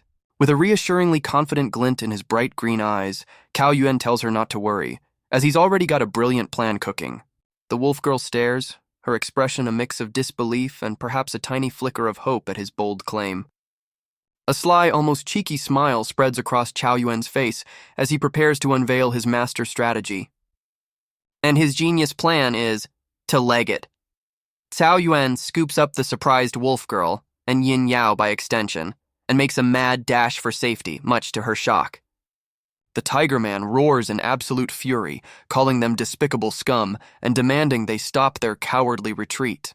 Just as the enraged Tiger Man is about to give chase, he suddenly halts, a glint of something sharp catching his attention from the side. "Surprise, surprise!" Zhou Yu dramatically steps in, sword at the ready, proclaiming that the great Phoenix protects humans, and anyone wanting to harm her has to go through him first.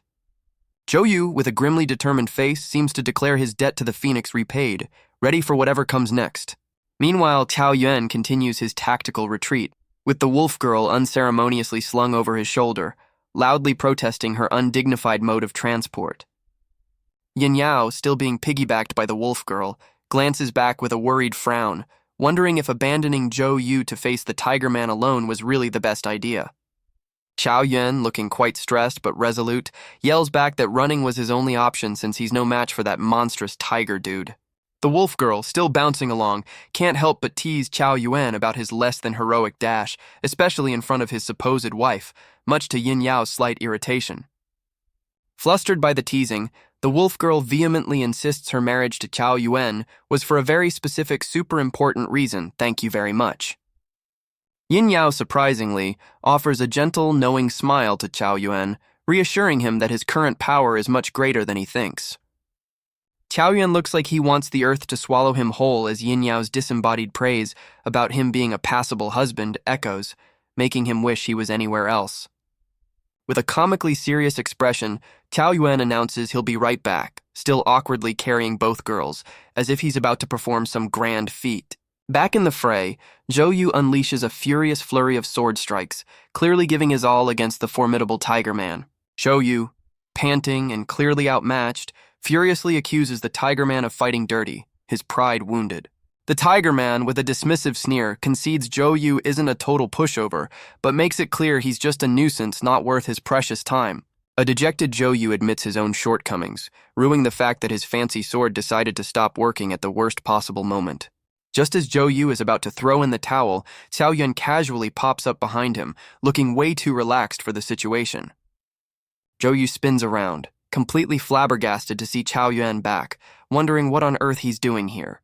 Chao Yuan gives a look that screams, "Do you really think I chose to dive back into this mess?" Suddenly, a very unhelpful system message flashes before Chao Yuan's eyes, basically screaming, "Run, you fool, he's gonna squash you."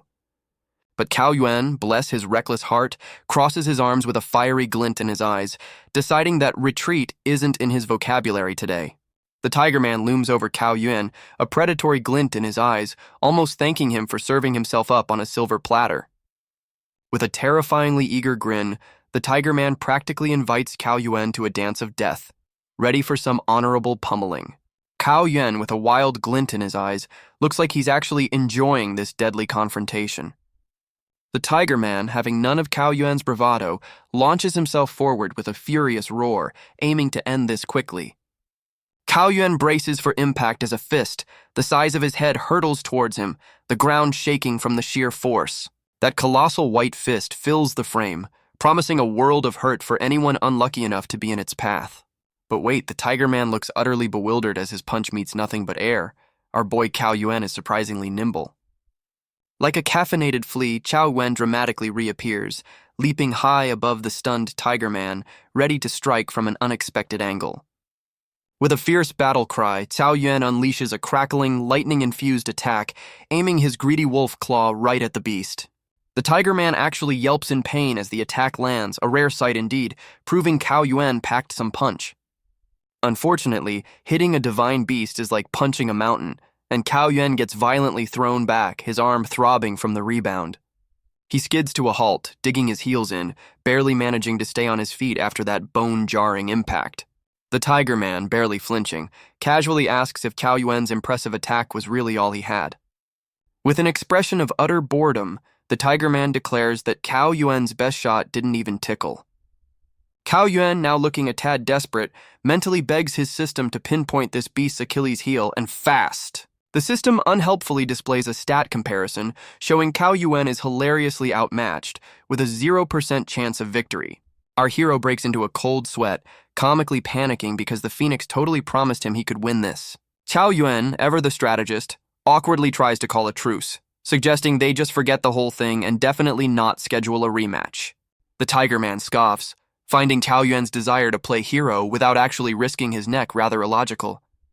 As Chao Yuan nimbly dodges another earth-shattering punch, the Tiger Man growls in frustration, wondering how this weakling keeps evading him. Watching from the sidelines, Zhou Yu has a sudden flashback, recalling that same uncanny evasiveness from Chao Yuan during their own scuffle.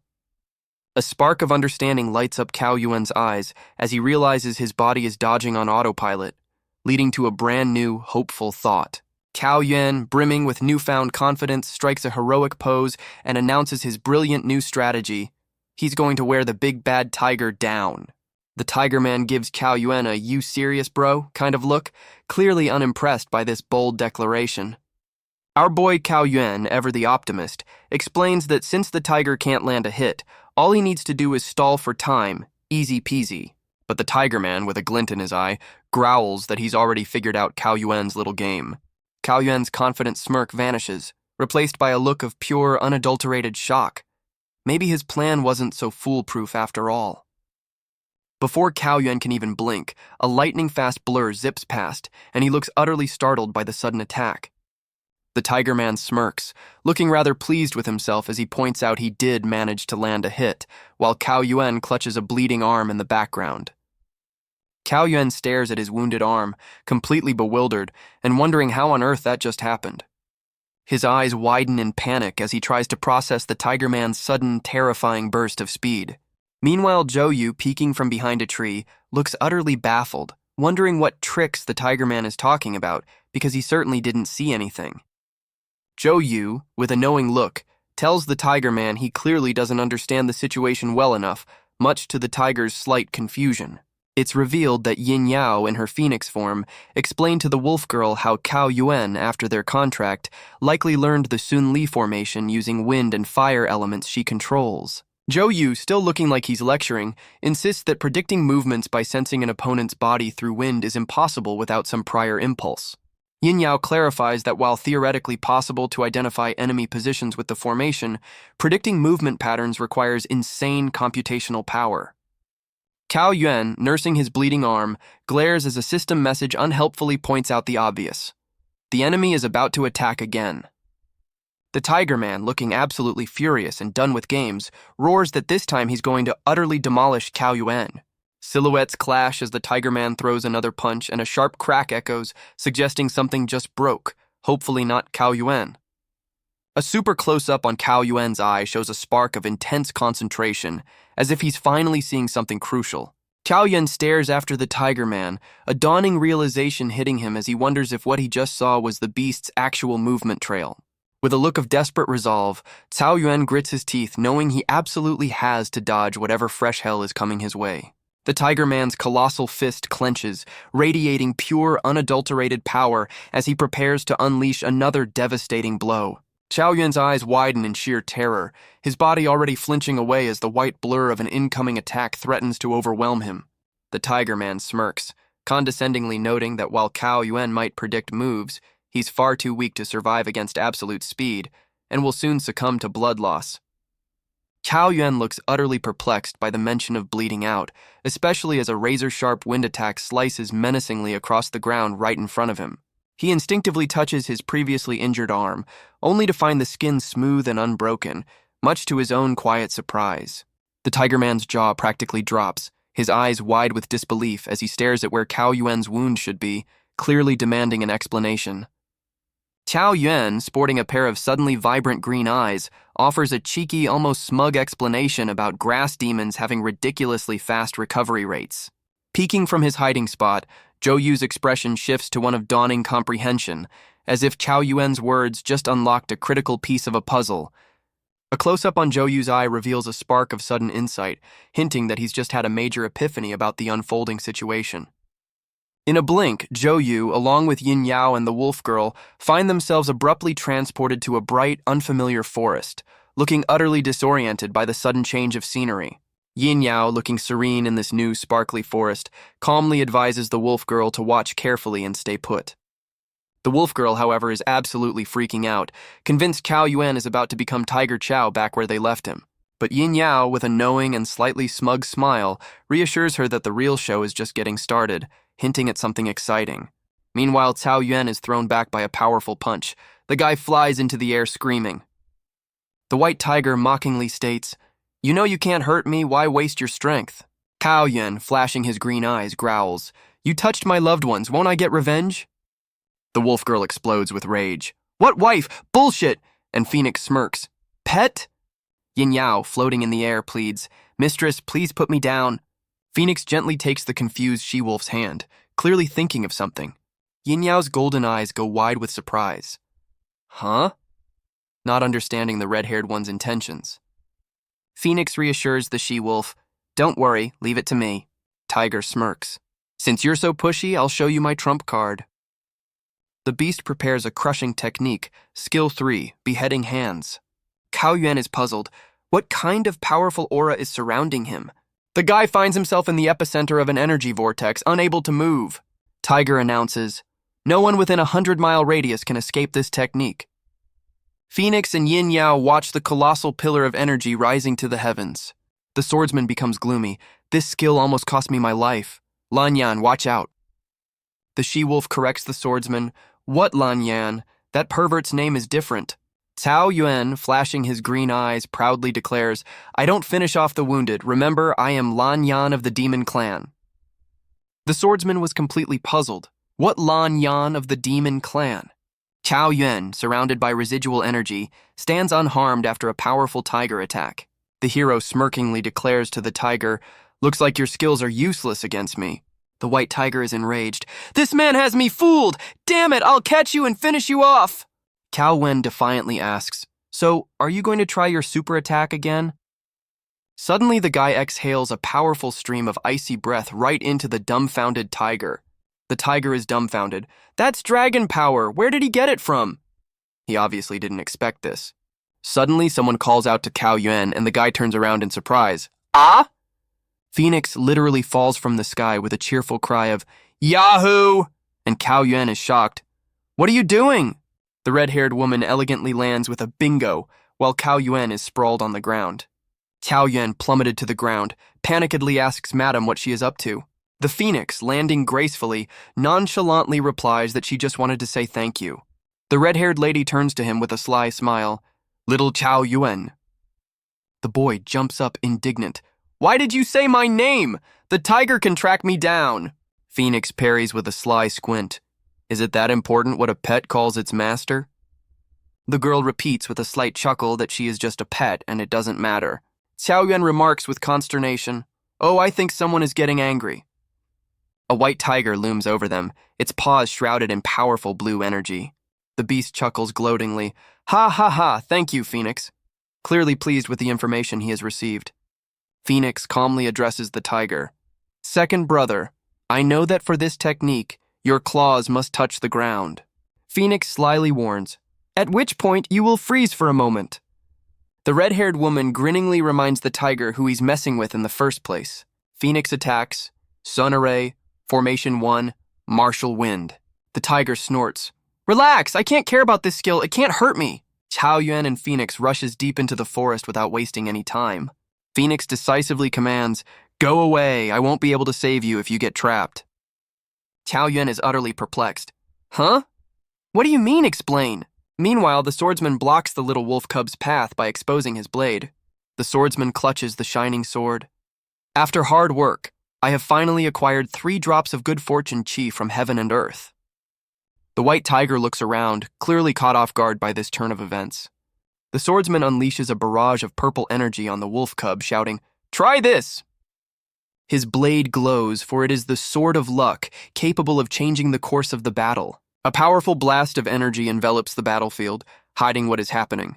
Cao Yuan is surprised to note that the swordsman had saved such a powerful skill, and luckily didn't use it against him.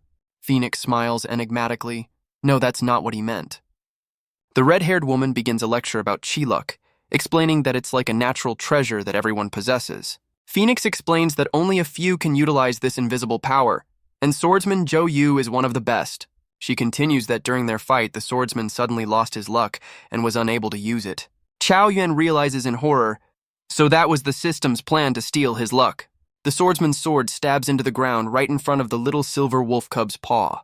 The swordsman looks at the silver wolf cub, his blade dangerously close. The warrior is amazed. How did this little beast withstand his sword of fortune strike? Meanwhile, Cao Yuan regains consciousness at the bottom of the giant funnel. Phoenix and Cao Yuan see the swordsman Zhou Yu approaching them. The swordsman regretfully states that their paths have diverged, but he still intends to fight Cao Yuan. Cao Yuan explodes. If it wasn't for me, you would have been in the other world long ago. Zhou Yu calmly clarifies, I just want you to understand something. Yin Yao suddenly appears. I'm not your friend, I found him. Who? The swordsman leaves, and Cao Yuan sees him off with an unflattering comment to himself. The she-wolf Yin Yao looks anxiously into the distance. Oh no, Something has alarmed her. Yin Yao freezes, her gaze full of worry and foreboding. Suddenly, the she-wolf's face flushes with a thick blush, betraying her embarrassment. Stammering, Yin Yao calls out, "Tao! Tao Yuan!" And the guy looks at her puzzled. Chao Yuan frowns. "Did you just say my name or something?" Yin Yao parries with contrived insolence. "Well, yes, I did, so what's the problem?" But her wide-open eyes scream panic. "Oh, now what's going to happen?" Phoenix intervenes with a plan. "I'll seal the tiger and you two quickly scram." Cao Yun shouts to Yin Yao, "Then let's leave, Phoenix stays." And they rush away. Suddenly, Tao Yuan grabs Yin Yao's wrist, dragging her away. The she-wolf turns around, her face flaring up again at his determined gesture. The phoenix stares wistfully into the distance, remembering, it's been 600 years already, hasn't it? The red-haired woman turns back to the tiger with a question. "Ah, are you awake yet?" The tiger reminds Phoenix of her past, and that it's been 600 years since she's met such a contrarian. Phoenix clarifies with feigned curiosity. "Oh, and what kind of contractor?" The beast begins to recount the guy's fighting style and the events of 600 years ago. Phoenix cuts him off abruptly with a cry of, "Shut up!" Clearly hurt. Her eyes blazing with anger, she threatens, "Speak that name and I won't envy you." The girl is surrounded by a powerful aura, repeating her threat not to mention the forbidden name. The tiger backs away in horror, muttering, "No way, what a powerful luck chi." Phoenix calmly states while closing his eyes, "Besides, you can't escape this time." Phoenix alone ponders where the two fugitives have gone. Chao Yuan, turning around to Yin Yao, remarks, "And you seem to be afraid of Lady Phoenix." The guy grumbles that Phoenix with her pretty face has a treacherous heart since she came up with a plan against the tiger so quickly. Yin Yao objects, "Mistress Phoenix is very kind, and yes, and you Chao Yuan are the best strategist among demons that I've seen." Cao Yuan brushes it off with embarrassment. "Come on, I'm a simple-minded fellow, where am I compared to this ancient schemer?" The she-wolf angrily pinched his cheek. "Don't you dare speak ill of Lady Phoenix." Yin Yao continued, "Even if Phoenix doesn't attack, you always have a trick or two in reserve, don't you?"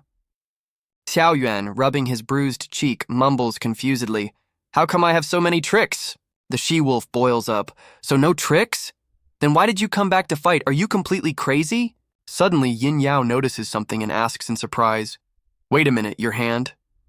Xiao Yuan embarrassedly shows his hand. "Sorry, I can't control it after the fight."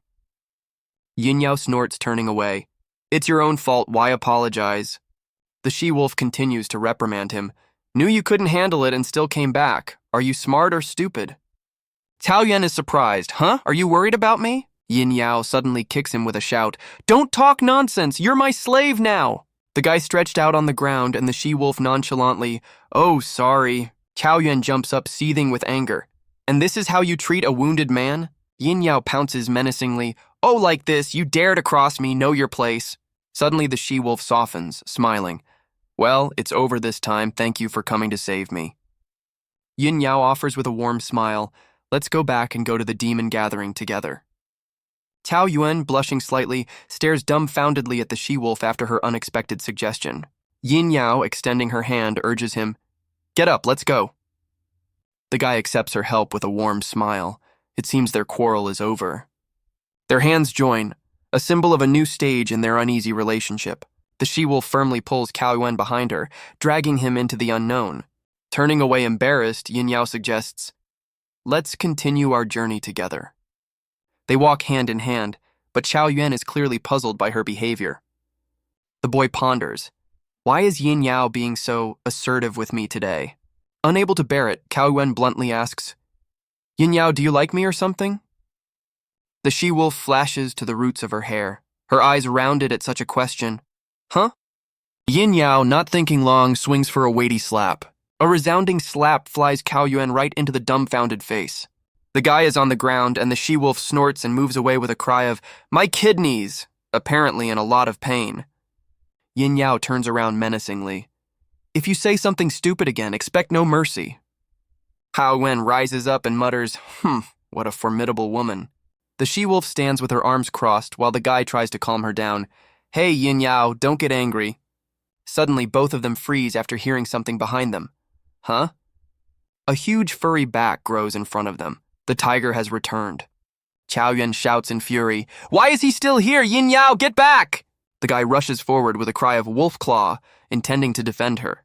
Qiao Yuan rushes to attack, but the tiger dissolves into a cloud of smoke. The guy is puzzled. Huh? Has it really been so weak all this time? Suddenly, a tiny white kitten with menacing red eyes appears in front of him, hissing, "Boy, you don't know what you're doing!" The fluffy little thing, who turns out to be a tiger, explodes. "How dare you hit me? Have you had enough of life?"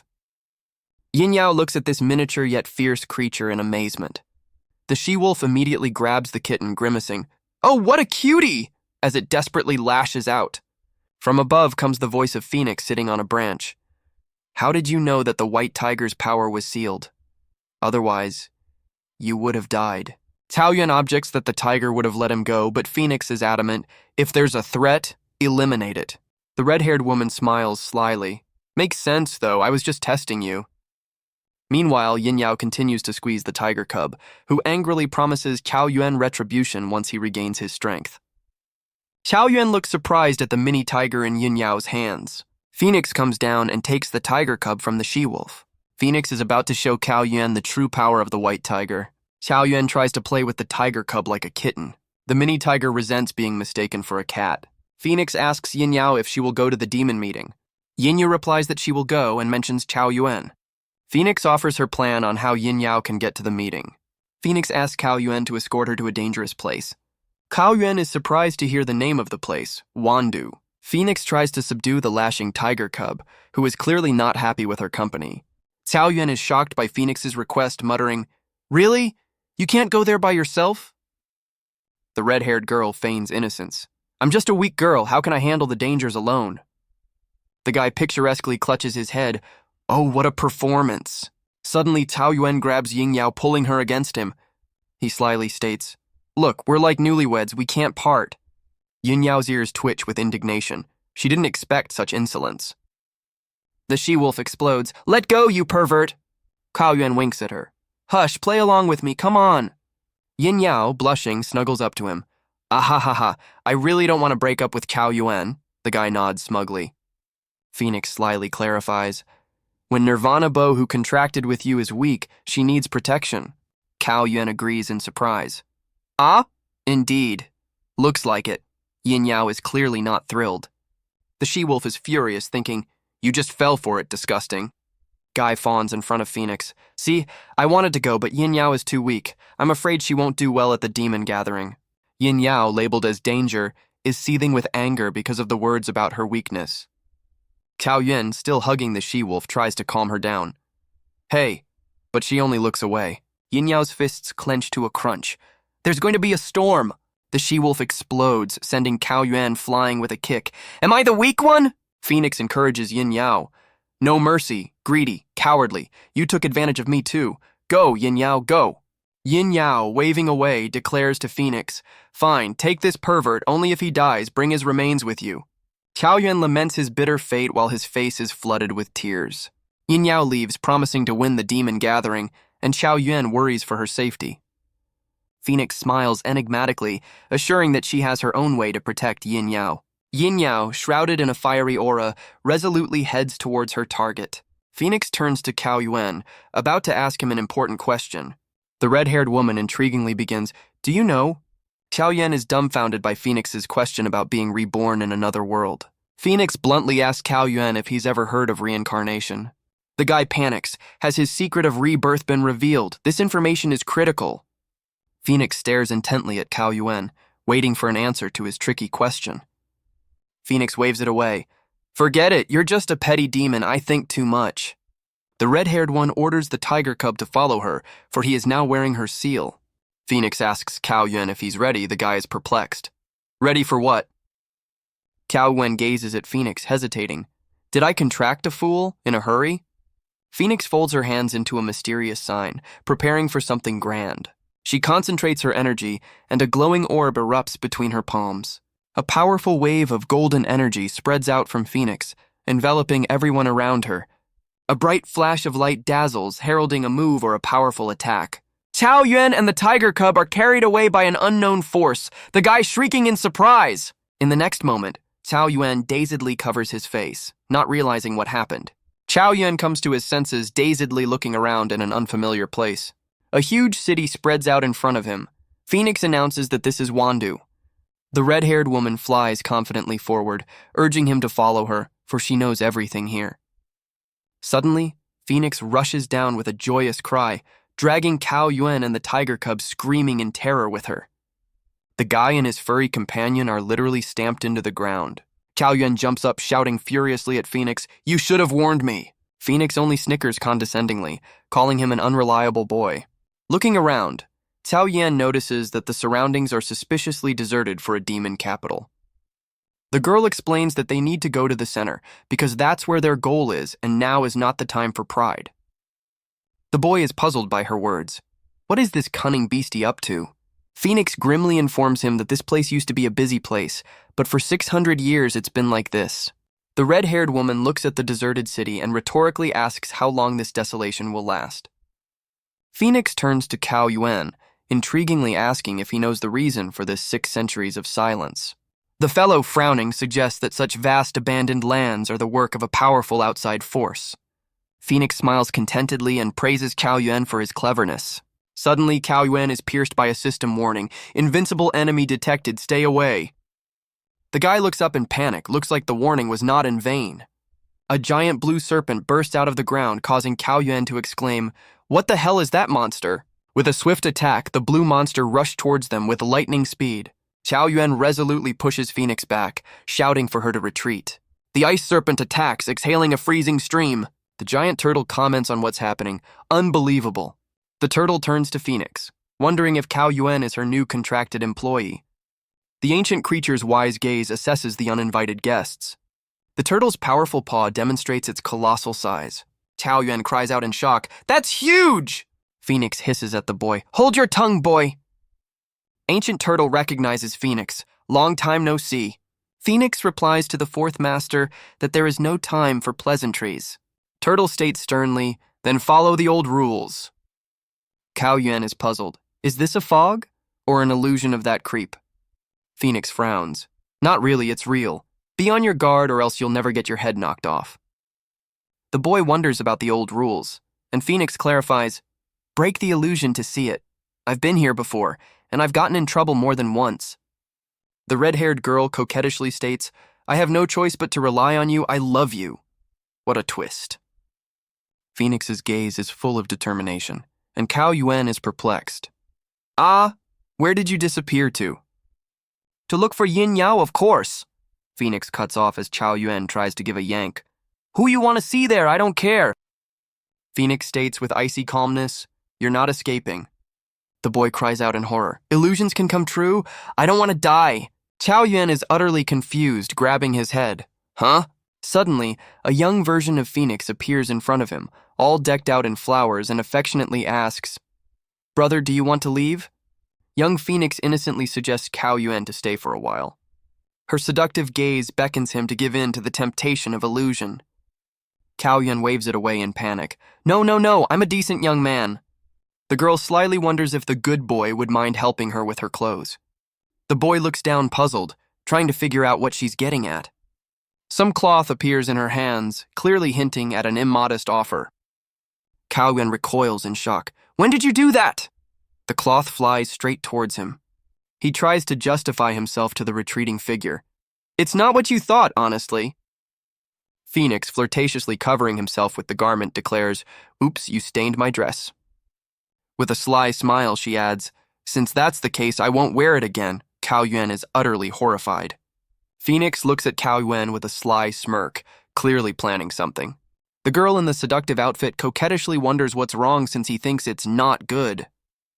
Cao Yuan ponders in shock, wondering if Adan's body is really that attractive.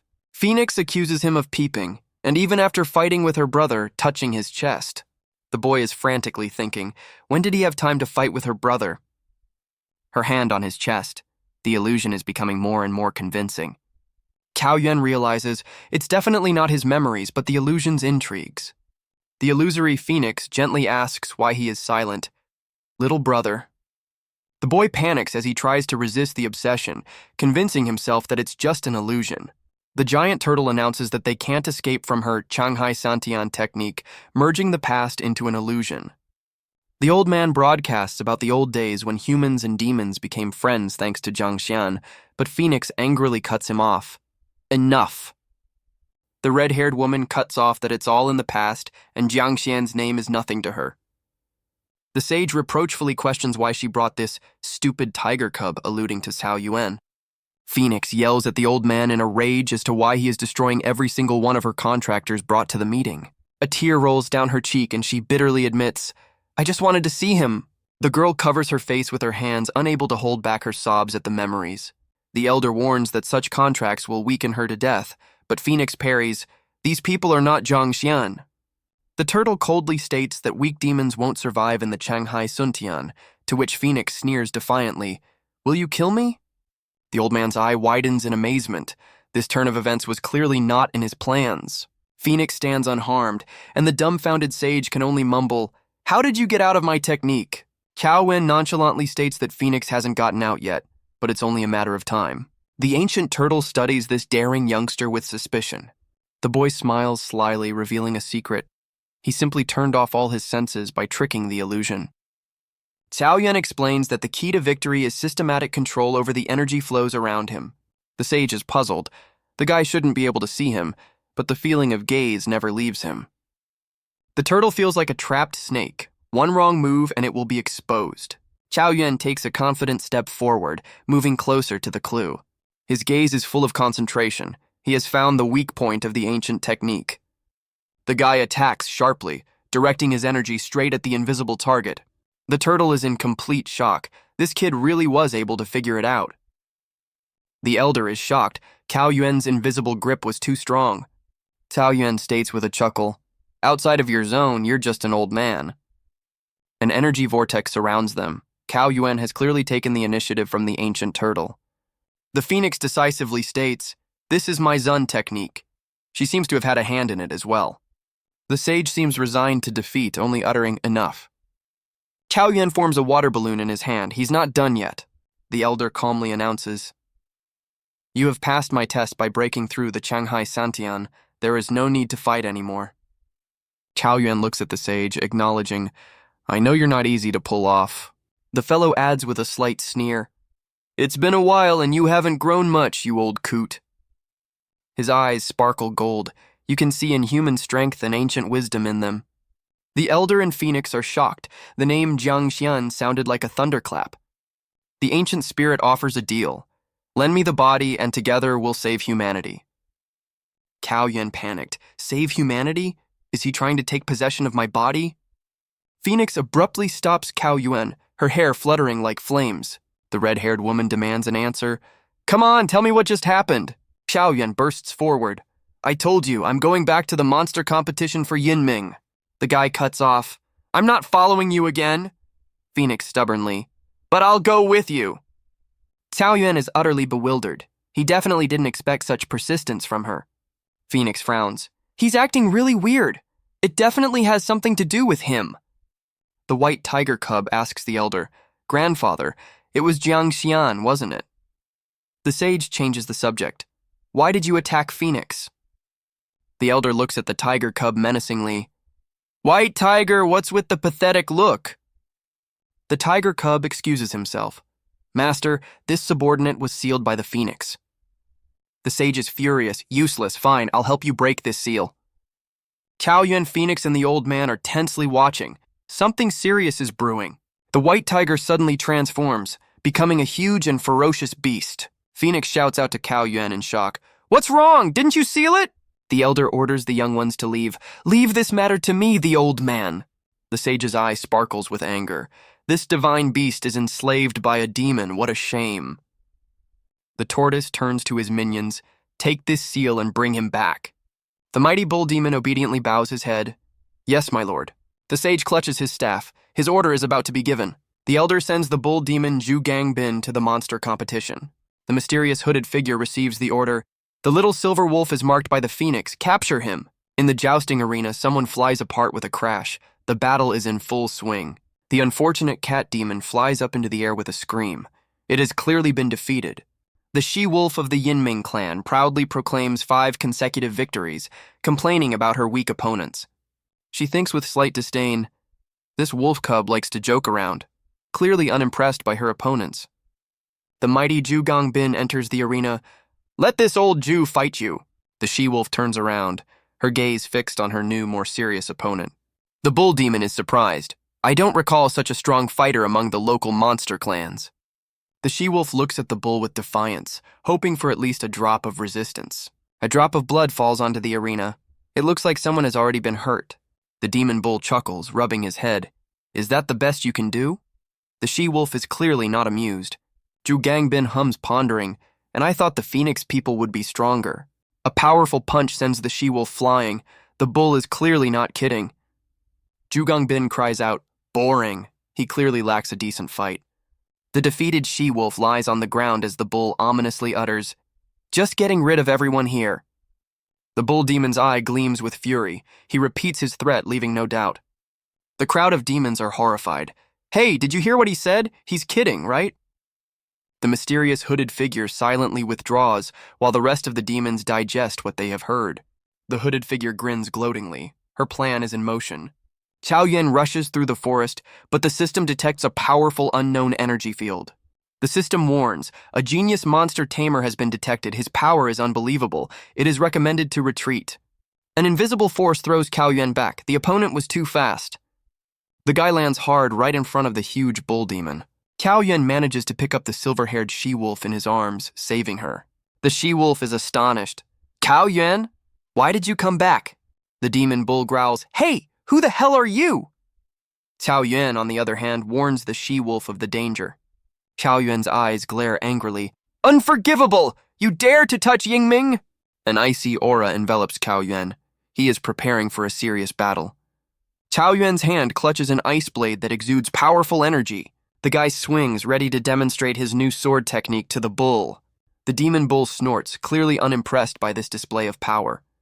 Determination flashes in Chao Yuan's green eyes. He will not back down. Chao Yuan rushes forward, shouting the name of the technique, Invisible Elephant. Wolf Yinming is astonished. This is a technique of the light race of humans. Chao Yuan explains, the ice effect multiplies the damage of his attack. Demon Bull Zhu Gangbin wrinkles his nose in displeasure. It looks like the strike has reached its target. The bull growls, You think you can hurt me, boy? Chao Yuan accepts the challenge. Chao Yuan swiftly attacks the giant, leaving a bloody trail in the air from the previous clash. Chao Yuan grits his teeth. The icy power of the technique hurts himself as well. The demon bull also feels the frosty bite. Its shoulder is covered in frost. Yingming is alarmed. The ice energy is draining Chao Yuan. He won't last long. The bull taunts the slowed Chao Yuan. Boy, your former speed has evaporated. Chao Yuan only smirks. The system is analyzing the damage and is already generating resistance. The boy smiles slyly. Thought I was delaying the fight for nothing? His wounds are healing. The bull demon's eye widens in amazement. Impossible. He can't believe his eyes. Chao Yuan soars into the air, shrouded in radiance. You're the one who's slow here, horny. A mighty blow lands on the bull, its silhouette shuddering from the collision. Chao Yuan calmly states while looking at the defeated enemy, You were careless. Chao Yuan towers over the defeated bull. Justice has been served. The guy declares, This is for Yingming, so no offense, horny one. Suddenly, the hooded figure comments, What an indiscretion, on your part. Yingming cries out in panic, Chao Yuan, watch out, he's behind you! The hero turns around sharply. Did a new enemy sneak up unnoticed? The hooded villain chuckles, Ha ha ha! Too late for warnings! An insidious strike of purple energy catches Chao Yuan off guard. An unknown force pierces through the guy, disabling his trusty system. The she-wolf Yingming doesn't hesitate to rush to the rescue. Release him immediately. The brave Yinming attacks the villain, but he easily evades the blow. Yinming rushes forward, but the hooded villain easily dodges her lunge while Chao Yuan falls down. The stranger snickers. What a shame, I forgot there was someone else here. Yingming picks up Chao Yuan, anxiously asking if he's all right.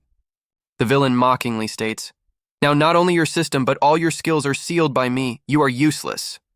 Chao Yuan is astonished. How do you know about the system? Is he from another world too? The hooded figure, condensing purple energy, replies, I have no need to explain myself to someone who is about to disappear. Chao Yuan smirks, his hands flashing green. Oh, You think I don't have anything else in store? A green glow envelops the guy's palms. A new power is awakening. Suddenly, powerful roots burst out of the ground, rushing towards the villain. The hooded villain is stunned. The tenacious tree binds his movements. The villain is shocked. Your skills should be sealed. Qiao Yuan, on the other hand, clarifies that this is his true power. Yingming is desperate. Stop it! Using your body's spiritual power will drain your life. Qiao Yuan, with determination in his eyes. This is not the end. He prepares a new fiery technique. A powerful phoenix-like fire whirlwind descends upon the villain. Yingming recognizes the attack. That's the same magic circle I saw the first time I met the phoenix. The hooded villain screams in unbearable pain, engulfed in flames. Qiao Yuan is breathing heavily, his hands burned. Finally, it's over. Yingming runs up to Qiao Yuan, anxiously asking if he's okay. The she-wolf notices his wounds. Your hands? Qiao Yuan only waves it off. It's nothing, it burned a little.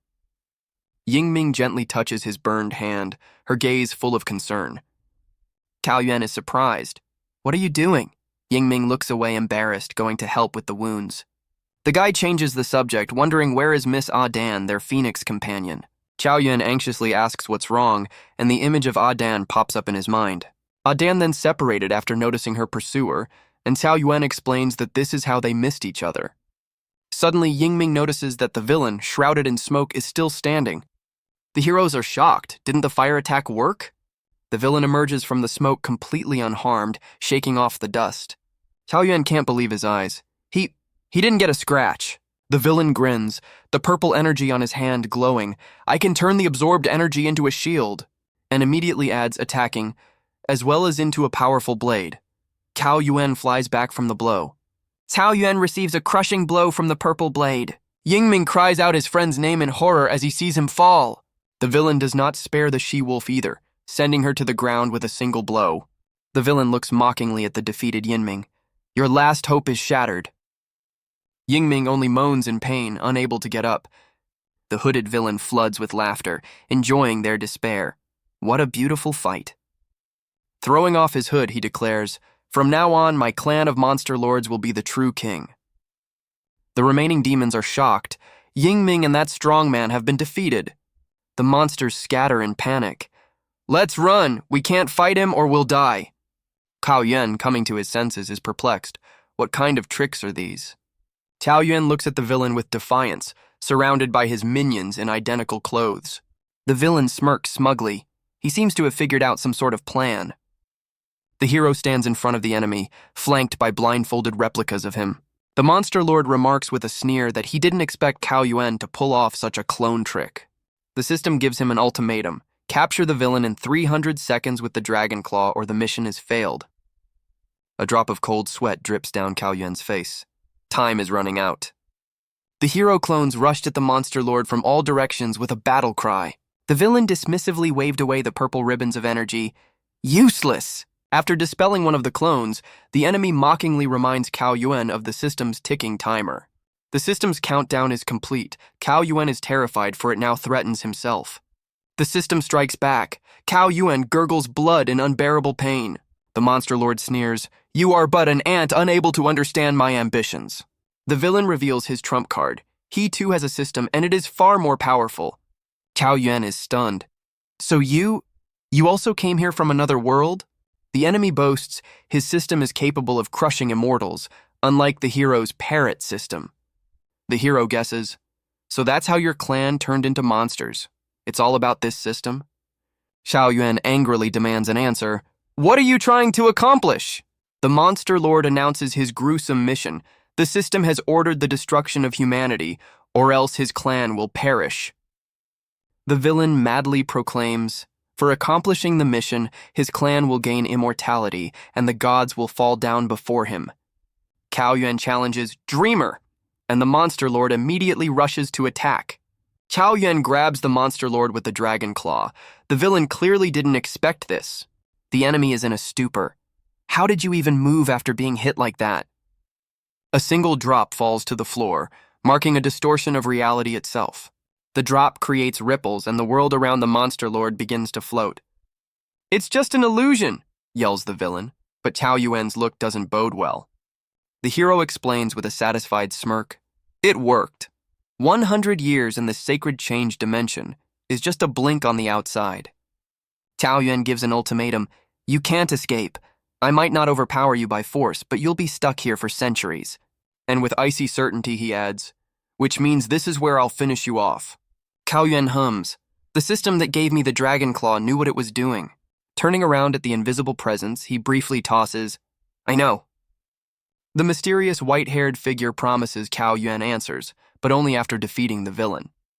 Disappearing, the stranger offers help and calls the hero little brother, leaving Cao Yuan puzzled. The monster lord, though caught, laughs at Cao Yuan's manipulation of space-time. The villain realizes the hero's macabre plan to lock him here until time itself dries up his powers. Cao Yuan confirms the monster lord's hunch with icy calm. Yes, you got it right. But the villain has a trump card. He has sent Lan Yan to fetch Phoenix and Turtle, and he will be back soon. Cao Yuan is stunned. What? Since when does Lan Yan serve you? The monster lord gloatingly explains. He has empowered Lan Yan, and he will crush the hero and destroy this temporary prison as well. A sudden shot of Dan unconscious, it looks like the villain's plan is already in motion. Cao Yuan refuses to believe. Lan Yan, even after becoming stronger, could not defeat the Phoenix and the mighty Turtle. The monster lord smugly declares, now let's see what my new servant can do. The villain challenges Cao Yuan. Whose will take it, my reinforcement magic or your boasted allies? The camera pans over to Lan Yan, who reports to an unseen interlocutor. Looks like we did well. Lan Yan boastfully continues that with the power of the Overlord, even the legendary Phoenix was easy prey. To prove his point, a defeated elder is shown being struck down by the traitor's hand. Returning to Cao Yuan, Lan Yan lays out the Overlord's new order to him. Kill that man and you will save your master. A predatory smirk appears on Lan Yan's face, anticipating Cao Yuan's complete submission or death. Without giving a second thought, Lan Yan himself lunges at Cao Yuan with a shout. You stole Yinming. It's time for revenge. Cao Yuan's face contorts with rage and shock. Damn it! The betrayal of a friend strikes back. The hero recoils from the powerful blow, struggling to stay on his feet after such treachery. The monster lord gloats, purple binds restraining Cao Yuan. Your control is weakened. The villain clutches the sphere of energy, confident of his victory. It seems I've won this time. Cao Yuan smirks cheekily despite the bindings. You're too cocky, old man. Lan Yan stabs Cao Yuan in the face. The traitor knows no mercy. The hero falls to the ground from his former friend's surprise attack. Lan Yan and his new formidable ally look at the defeated Cao Yuan, perplexed. Why hasn't the illusion dissipated yet? The beast-like henchman offers Lan Yan. Looks like we'll have to finish him off. Lan Yan grins crookedly. And here I thought he would be of some use. It's troublesome. Cao Yuan, lifting his gaze from the ground, challenges the Overlord. It hasn't been decided yet, old man. Let the weaker race defeat the superior race. The monster lord looks at the hero with bewilderment. So what can you do now? Cao Yuan, recognizing the limits of his system, cries out to the mysterious Jiang Xian for help. Jiang Xian appears, rebuking the hero for calling prematurely, but Cao Yuan insists on their connection. The white-haired maiden skeptically remarks that it will only enhance one of his abilities. Cao Yuan replies with a cheeky smirk, That's enough! Jiang Xian accepts the challenge, preparing to demonstrate their combined power. Suddenly, powerful green sprouts burst out from the ground, marking a new strength. Lan Yan stares at this unexpected display of power in utter bewilderment. Giant green shoots rapidly braid the battlefield, changing the balance of power. Even the monster lord is constrained by this unexpected natural attack. The villain's henchman recognizes an ancient technique of the grass monsters, the 1,000-layer tree, which can heal. Cao Yuan, shrouded in a green glow, demonstrates the new power of the 1,000-layer tree. The monster lord was furious. Why didn't the illusion dispel? What are these lowlifes doing? The villain's body begins to crack and crumble. The illusion is taking its toll. Cao Yuan explains, My technique heals, and your body has reached its limit in this illusion. The monster lord cries out in panic. Let me out! My soul can't take it! The hero is adamant. You will pay for all your wrongs, old man. The villain cries out desperately.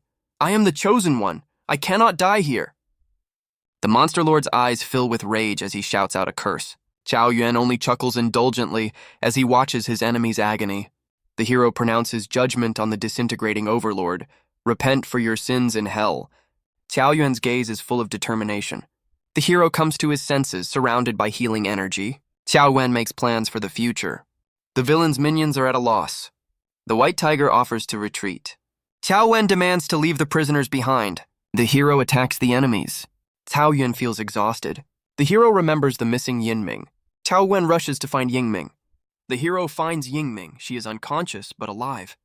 Xiao Yuan cradles her in his arms with relief. Thank the gods, you're breathing. However, his gaze is harsh. The monster assembly only recognizes an unconditional victory. The surviving minions of the Overlord approach from behind. You won, but we don't recognize you. They declare, according to the law of monsters, only the survivor of the end becomes the king.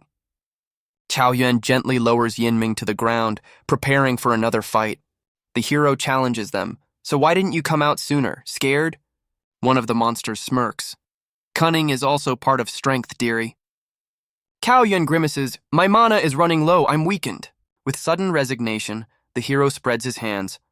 All right, I admit defeat. Will you let me go? The monsters scoff. Even the genius of the Tamer clan is no match for you. Why should we give you a chance?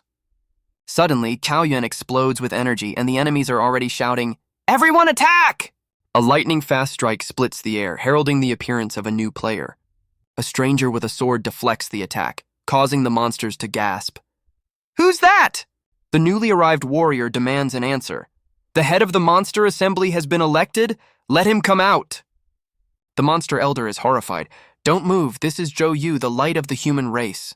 Zhou Yu is adamant, answer me or will he answer my sword? Xiao Yuan, pointing at the savior, exclaims in amazement, so that's who he is, their leader. The hero sneers at the defeated monsters. Hey, you deflated too quickly. Xiao Yuan shouts at the enemies in anger. Do you even have the dignity of a monster race? Zhu Yu declares to Xiao Yuan, since you're their leader now, the sage wishes to see you in the king's city. The warrior is adamant, just do it. You have no choice to refuse. Xiao Yuan turns to Jiang Xian, so you're the sage of the king's city that you built yourself? The hero holding Yingming replies, I'll go, but I need to heal my wife first. Zhou Yu offers, for healing, I know a great place, natural hot springs. A scenic waterfall leading to the healing waters appears before them. Jiang Xian's golden eyes scrutinize the scene as if sensing something. Yingming comes to his senses at the spring, looking around in surprise. What is this place? Someone's hand gently touches Yinming's shoulder as she lounges in the water. Yingming cries out in surprise, turning around. Ah, who's here? And behind her is already Xiao Yuan. Yingming, shrouded in nothing but puffs of vapor, looks down in amazement. And there is Xiao Yuan, red as a tomato, muttering something unintelligible. Her eyes almost pop out of her orbits from such an unexpected encounter. Pervert, help! Yingming yells as Xiao Yuan tries to explain that it's for her own good. The fox girl is still seething with anger, but Xiao Yuan nonchalantly asks her to lift her hair. Gritting her heart, Yingming gathers up her hair, letting the water wash down her back. The hero gently channels the healing energy, keeping it flowing. Finally regaining consciousness, Yingming demands to be told what happened while she was unconscious. Xiao Yuan only sighs heavily. It's a very long story. And then it dawns on her. Wait a minute. Who undressed me before this bath anyway? Xiao Yuan, red as a cancer, babbles something inaudible in response to Yingming's tricky question. Zhou Yu, watching this scene from the source, snickers skeptically. And what are these two doing? Zhou Yu's gaze turns serious. It seems that his patience is not limitless. Meanwhile, a mysterious object flickers somewhere in the shadows. What's that about? Finally, the heroes get ready to leave, and Xiao Yuan apologizes to Zhou Yu for waiting. Xiao Yuan immediately cuts to the chase. By the way, why does the sage need my humble persona? Zhou Yu explains.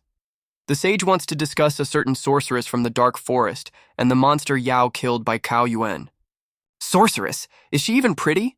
Xiao Yuan inquires, causing Yingming's displeasure.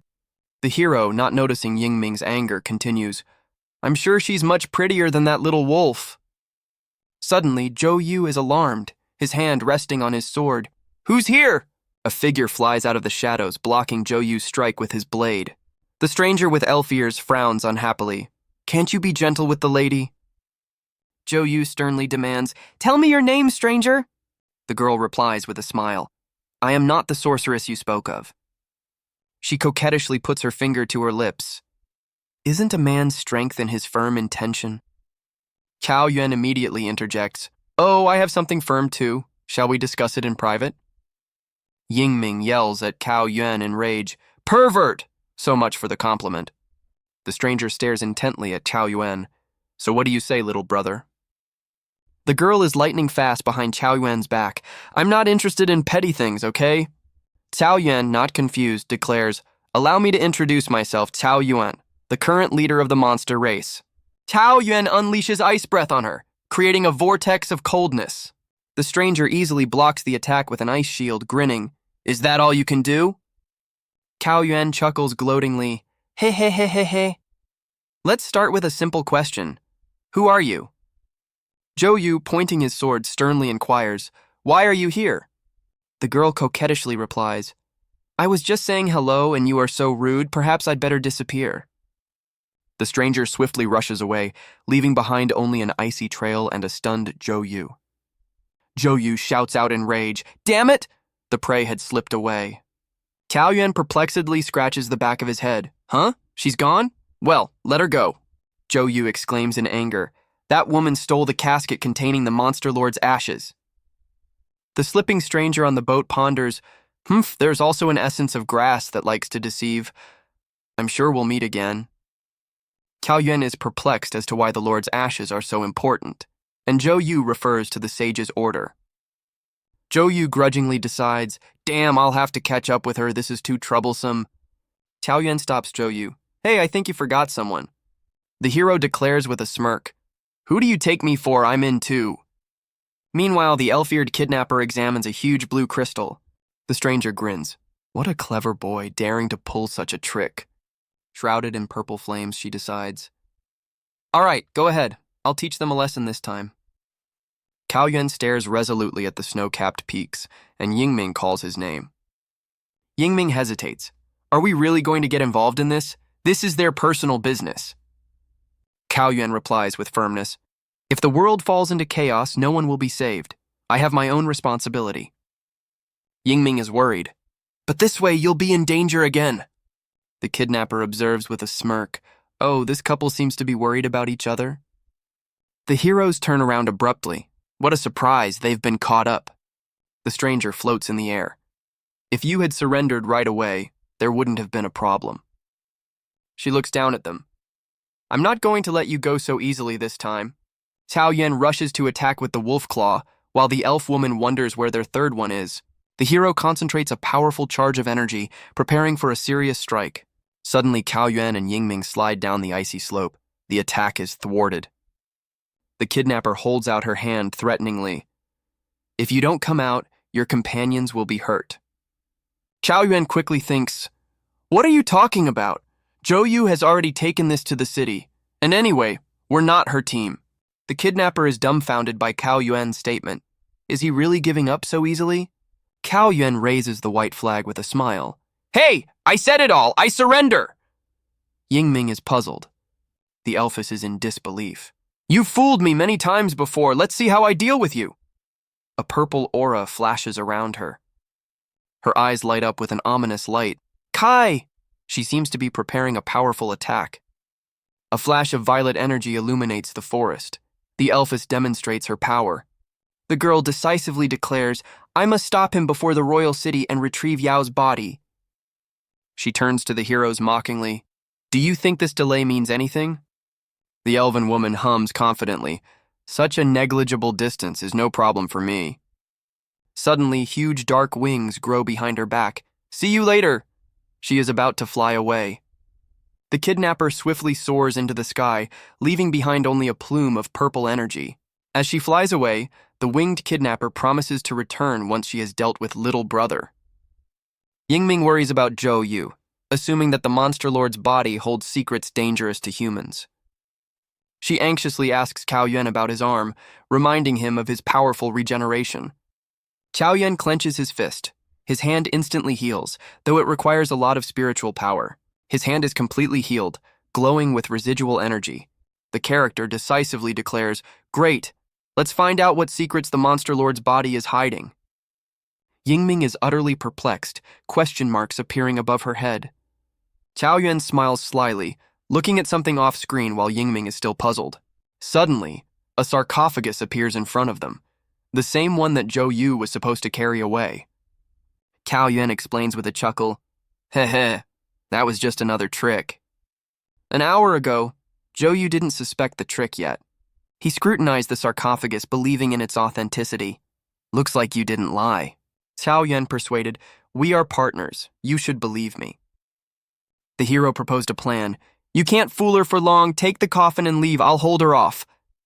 Zhou Yu was impressed. "I never thought that you, a monster, were so wise." Cao Yuan only brushed it off. Zhou Yu said with determination, "I will definitely come back to fight you once I deliver this." Cao Yuan replied with a sly smile, "See you later." The hero waved him goodbye, sending him off with a faux pas. Cao Yuan smugly hummed, "This guy has had a mind of his own from the beginning." Yingming finally realized everything. "So that's it. You used the illusion of the sacred field to trick Zhou Yu with a fake coffin." Cao Yuan turns to his system. "Time to reveal the secrets of the corpse, your exit glitchy system." The system activates, the loss of life signs and the owner of the dark system is detected. A covert mission to absorb it is launched. The hero wonders if he can gain the abilities of the previous monster lord, but the system replies with a firm no. However, the system offers a choice of reward for the hidden mission. Cao Yuan exclaims in anticipation, "Wow!" Bright energy envelops the hero. He still exclaims in surprise, covering his face. Close up. Cao Yuan's determined green eye shines against the energy streams. An arsenal materializes in front of Cao Yuan in a whirlwind of energy. Swords, axe, bow. Choose your reward. The hero admires the golden sword. "Wow, there's a whole weapon system here. This sword looks cool." Cao Yuan picks up the golden bow with a smile, preferring to hide his trump cards. Suddenly someone calls out, "Hey, Cao Yuan, wake up!" The hero looks a bit confused. Yingming anxiously rubs Cao Yuan. "What's up? What's the outcome? Looks like the choice of award wasn't that easy." The hero is confused. "Illusion? No, I definitely feel a strange energy." Cao Yuan suddenly perked up. "Yingming, let's go rescue Zhou Yu." What a twist. Yingming is once again completely bewildered, question marks dancing above her head. Catgirl explodes. "Are you crazy? We outsmarted her. We have the body. Why go to the trouble again?" Cao Yuan tries to calm her down. Cao Yuan with a sly grin. "I have a new plan. I'll take her down and defeat her." He has a lot of self-confidence. Meanwhile, Zhou Yu, unsuspecting, is meditating on a fake sarcophagus, thinking that he is carrying a valuable cargo. Zhou Yu senses something amiss. She's catching up fast. It's a matter of time until I recover Qi. The guy decides to change tactics. Change a plan, I'll deal with that crazy girl first, and draws his sword. The kidnapper catches up with Zhou Yu. "Tell me, where is this thing? If I'm in a good mood, I might forgive you." Zhou Yu boldly challenges, "You want the item? Try to go through me first." The Elfus only sneers disdainfully at his words. "You're too cocky, boy." Suddenly, a bone hand bursts out from the ground. The kidnapper summons the undead. Zhou Yu finds himself in a tight ring of skeletons while the Elfus broadcasts her power. The kidnapper watches her deadly creation with a sly smile. "Oh." The boy clutches the hilt of his sword, his spirit unbroken. These 3 sacred swords are a symbol of bravery. The 2 skeletons with weapons drawn rush towards Zhou Yu, carrying out the orders of the mistress. Zhou Yu shouts, full of determination, "Even if there are thousands of enemies, I will not retreat." The hero bursts into the thick of the enemies, blue sword energy tearing apart the bone warriors. The elven woman stares blankly at the battle, her cold gaze not boding well. The kidnapper tisk-tisks her tongue, clearly unimpressed by Zhou Yu's resilience. She gives orders to her undead in a rage. "All of you together, destroy him!" The Elfus channels her dark energy, intensifying the skeleton's onslaught. A whole horde of bone warriors with weapons at the ready rush towards Zhou Yu. Zhou Yu unleashes ice breath, attempting to freeze the advancing enemies. The powerful ice attack restrains the skeletons, turning them into ice statues. Zhou Yu is puzzled. Something has caught his attention in the middle of the battle. Suddenly, Cao Yuan bursts onto the battlefield with a spectacular landing. "Sorry I'm late." Zhou Yu is shocked. "What are you doing here?" Cao Yuan replies, "Brother in trouble, how could I not help?" Cao Yuan smirks slyly, clearly having another plan. "Isn't that so?" Zhou Yu looks at Cao Yuan and admits, "I never considered you as one of us, but..." Heroes back to back in front of a horde of skeletons, Zhou Yu offers, "Let's forget our differences. Let's solve this problem first. Zhou is in battle, his shining sword cleaving another bone warrior. Cao Yuan, breathing heavily, utters with determination, "This is the last one." Looks like the battle was hot. Zhou clutches his sword, confirming, "Looks like it." The enemies are defeated. The battlefield is strewn with skeletal remains. The hero's teamwork has borne fruit. The elfess looks around, puzzled. Strange, why is there no coffin shadow here? The kidnapper frowns, trying to figure out where the sarcophagus disappeared to. Where did he hide it? The elfess activates her magical sense, dark energy concentrating on her finger. React to target! Her gaze settles on the huge tree. Here! This is the only place you could hide it. The elfess rushes towards the tree with lightning speed, the heroes anxiously looking after her. Zhou panics. This is not good. She found it. It seems that the hiding place has been revealed. Zhou rushes forward. Flying sword, I won't let her get to it. Xiao Yuan decides to take drastic action. Since that's the case, let's destroy this thing directly, and concentrates his energy. The hero cries out with might, Sun Li Array, disintegrate it all, and the tree bursts into golden flames. The kidnapper and Zhou are completely shocked at such an unexpected move. Xiao Yuan, engulfed in flames, repeats the spell, directing all of his power at the target. The elven woman screams, "No!" in horror, trying to stop the inevitable. A whirlwind of fire engulfs the spot where the tree stood, the elfess turning away from the heat.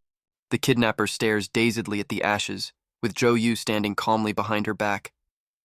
Cao Yuan, unable to stop shouting, "Burn! Burn! This is the last one!" He clearly intends to see this through to the end. The elven woman cries out in horror, "Stop it!" Her treasure turns to ashes. Zhou dumbfoundedly asks, "What are you even thinking?" Such radicalism clearly surprised him. The kidnapper, boiling with rage, hisses, "You!" Her gaze promises reprisal.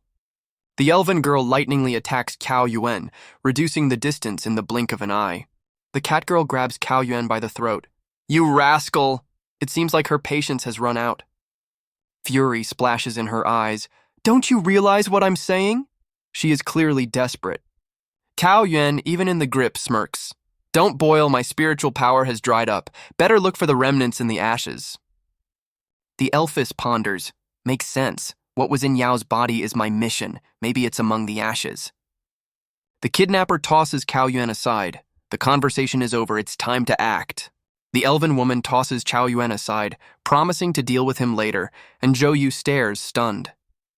Zhou yells at Cao Yuan in rage, questioning why he destroyed the remains. Cao Yuan offers with a sly smirk, "Don't say that. The two of us can't beat her.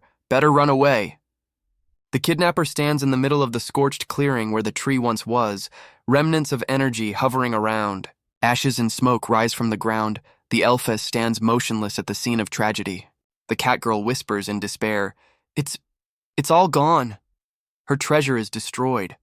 Suddenly, the pixie bursts into mad laughter, covering her face with her hand. The laughter is replaced by realization. The mission completely failed. Her eyes are full of bitterness. Cao Yuan is already running away, and Zhou shouts after him, "Wait, you owe me an explanation!" Zhou, however, quickly makes a decision. No matter what, we have to get out of here first. Cao Yuan, while trying to escape, suddenly freezes. An ominous purple aura flashes behind him. Before he can react, Cao Yuan is hit in the chest, flying backwards. The hero cries out in pain.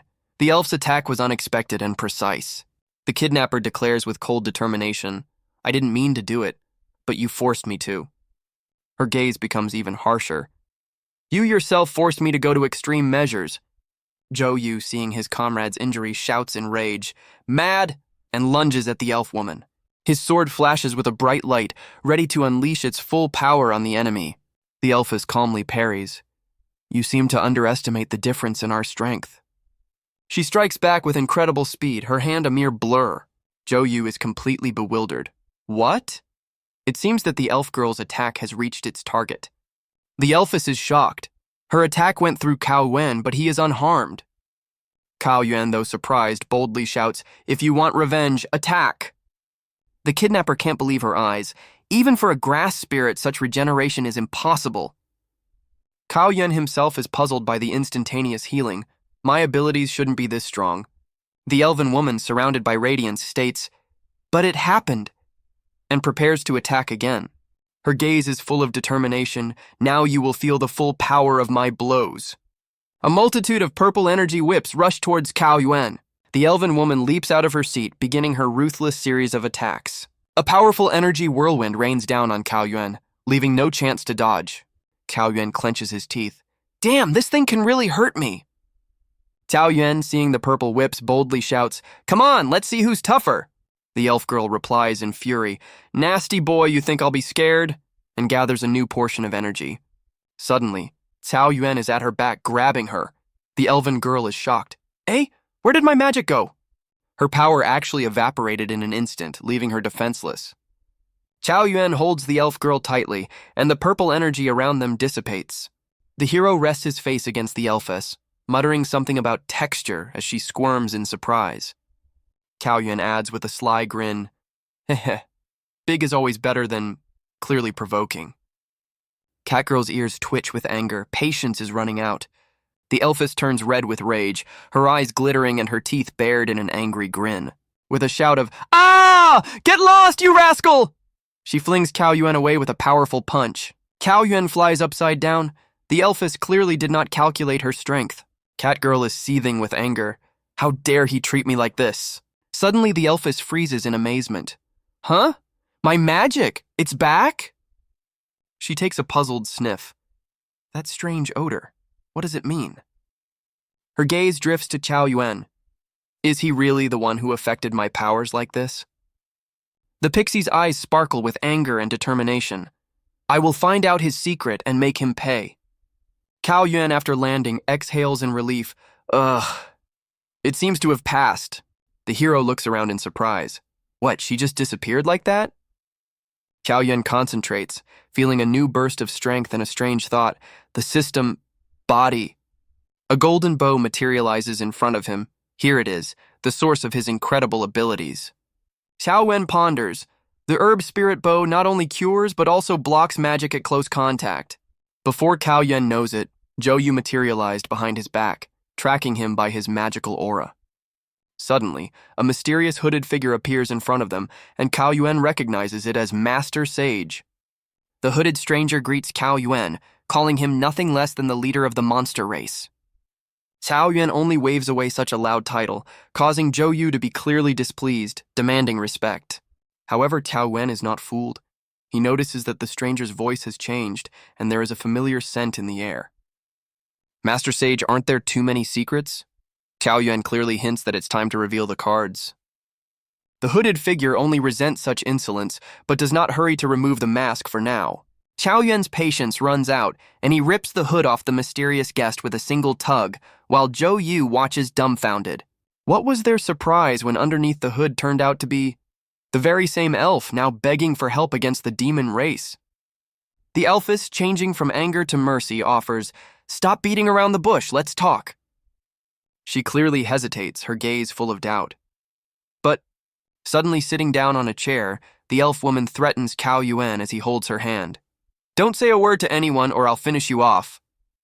Cao Yuan thoughtfully inquires, Speaking of the demon race, where did they even come from? The elven woman explains, It's still unclear. They are beast-like and attack humans.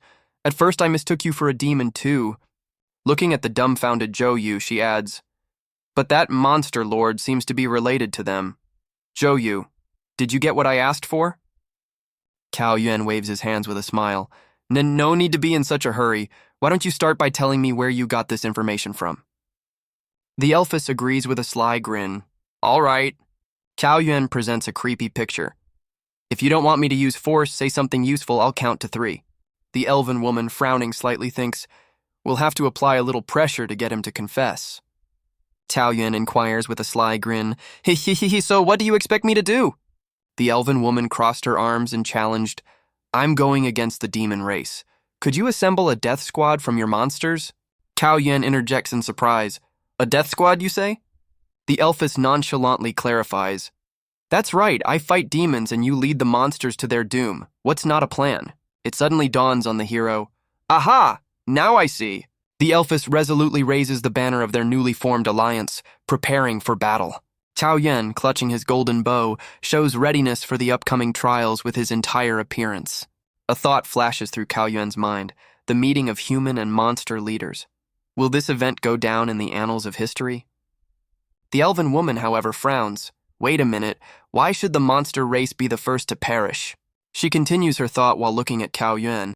Monsters breed faster, they have huge offspring.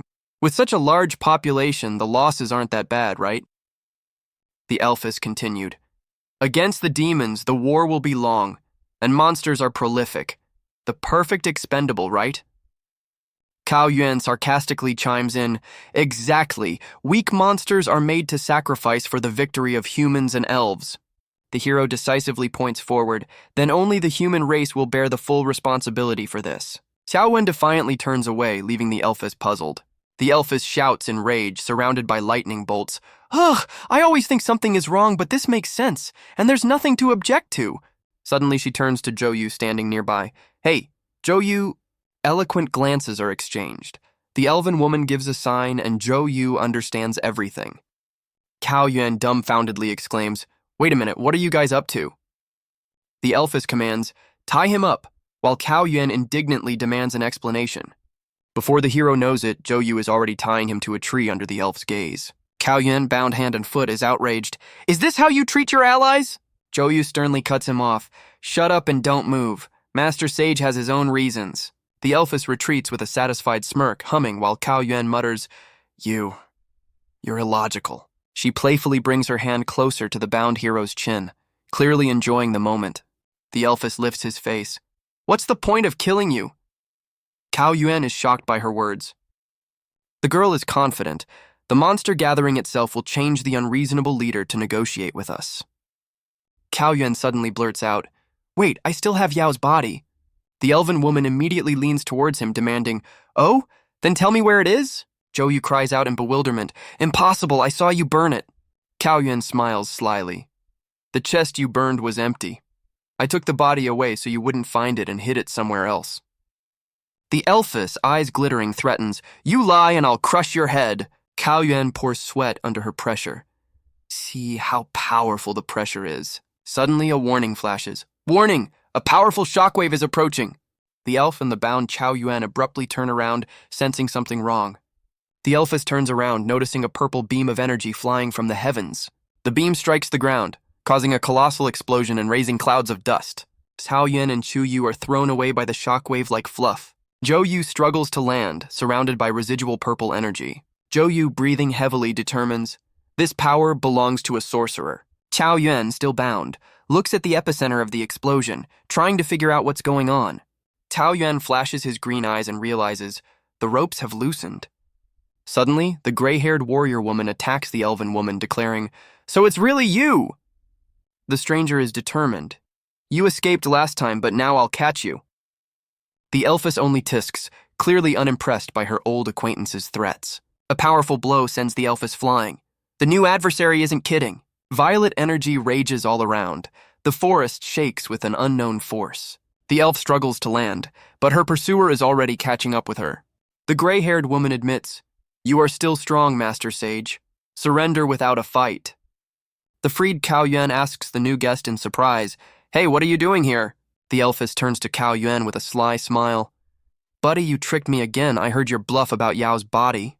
The gray-haired warrior declares to Cao Yuan that she will take him and Yao away for her research since he has returned so carelessly. The elven woman parries with a smirk, saying that this time the warrior will have a different, far more interesting opponent. Suddenly, a giant shadow looms over the warrior, and the elfess finds herself at her feet. This seems to be the worst opponent. The mighty monster Shinu offers his help, addressing someone of another race. The warrior turns around in shock, not realizing since when monsters interfere in her affairs. The elven woman flies off to the side as Shinu prepares to engage the gray-haired warrior. Shinu, surrounded by a scarlet aura, folds his arms in a fighting stance, demanding not to interfere. Cao Yuan, sensing Shinu's might, exclaims in astonishment, What kind of incredible strength is this? The gray-haired warrior accepts the challenge, angrily shouting not to be underestimated. Shinu, concentrating his energy, announces to the warrior, Beautiful sorceress, I have come for your soul. Shinu unleashes a torrent of crushing energy at the sorceress, forcing her to defend herself. The incredible power throws the gray-haired warrior away like a doll. Upon landing, the sorceress is stunned. What incredible toughness! She clearly didn't expect such a repulse. The monster Shinu, towering over her, offers to surrender and accept his merciful pressure. The warrior woman parries defiantly. Is eliminating a weak woman what you call mercy? Shinu philosophizes that his mercy is a release from the suffering of life for other races. The sorceress only tisks contemptuously in response to his twisted logic. Empty words! She exclaims, throwing herself into a furious counterattack with her foot. Her kick meets the monster's body, causing a blinding flash of energy, but Shinu easily intercepts her leg, showing her complete superiority. Shinu continues to philosophize about his mercy as he looks at the defeated sorceress. In one move, the monster throws the warrior away, sending her flying through the forest. The sorceress, enraged, screams that she has no time for his idle chatter. In flight, she pulls out a golden fan, preparing for a powerful attack. The warrior casts a spell, promising retribution to the demons and monsters that have no forgiveness. She folds the seals, activating the forbidden mantra among the golden talismans. The sorceress's face contorts with rage as she unleashes the 5 thundering maps of heaven's will. Dazzling lightning bolts raged around her, a forbidden technique in action. Cao Yuan is impressed, and Zhou Yu explains that Master Sage has many such forbidden techniques. The elfess who suddenly appeared rebukes them. You two are taking Shin too lightly. The elfess offers with a smirk. How about we settle an old score? The sorceress flies through the trees, and Shinu's shadow is already catching up with her from below. The 4-armed Shinu broadcasts his twisted compassion for the foreigners. The sorceress cries out in horror. No way! My technique didn't work. Shinu's hand flashes with scarlet energy, heralding the wrath of mercy. Shackles of compassion! Shinu prepares his special technique. The monster unleashes its merciful release, concentrating power. The sorceress is enveloped by red energy binds. What the hell is that? The warrior's face contorts with rage and tension. Damnation! A scarlet glow is reflected in her eyes. Her own strength is weakening.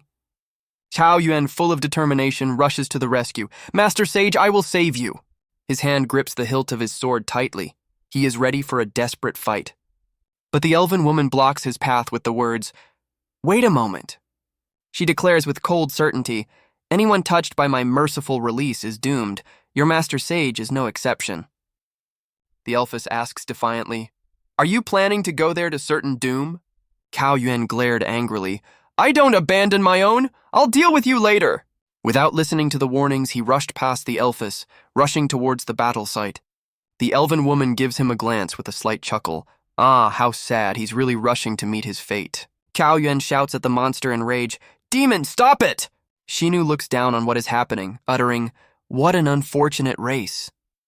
Cao Yuan unleashes his flaming blade at the monster. His fierce attack collides with Shinu's impenetrable power. Cao Yuan is desperate. His strike didn't even leave a scratch. Suddenly, Yao rushes to his aid, offering to join forces. Yao unleashes his crowning technique, the Wolf Claw.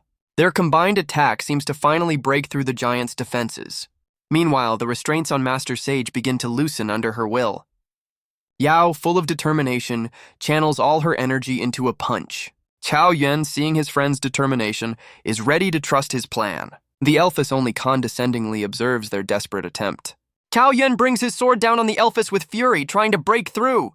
With one slight movement, the elf woman throws Cao Yuan away like a pesky fly. Cao Yuan is shocked. This woman, something is wrong with her. Her strength is unbelievable. The elven woman explains that Shinu is pursuing the target to the end, and Master Sage is doomed. Not listening, Cao Yuan rushes forward again, shouting, Liberation! A sudden realization, so that's the secret of his technique. Cao Yuan has realized Shinu's weakness. Meanwhile, Shinu prepares another crushing blow with his powerful arm. Cao Yuan lets out a battle cry, putting all his determination into his next move. Shinu's powerful attack throws Cao Yuan high into the air. Master Sage, shrouded in radiance, commands, Lift him higher. Master Sage's powerful push sends Cao Yuan even higher. Cao Yuan soars into the sky, shouting, Liberation! Ready for action! In flight, he concentrates his energy, realizing, since he has restrained Master Sage. With his sword at the ready, Cao Yuan confidently states, Then I can easily deal with you. Zhou Yu is shocked by the hunch. He found a weakness in his curse. The elfess snickers. Pretty smart, but alas, it's still not enough. Cao Yuan explains his plan. His curse only works on one target. Shinu stares impassively from above, as if not noticing the threat. Suddenly, the monster lets out a furious roar, its concentration broken.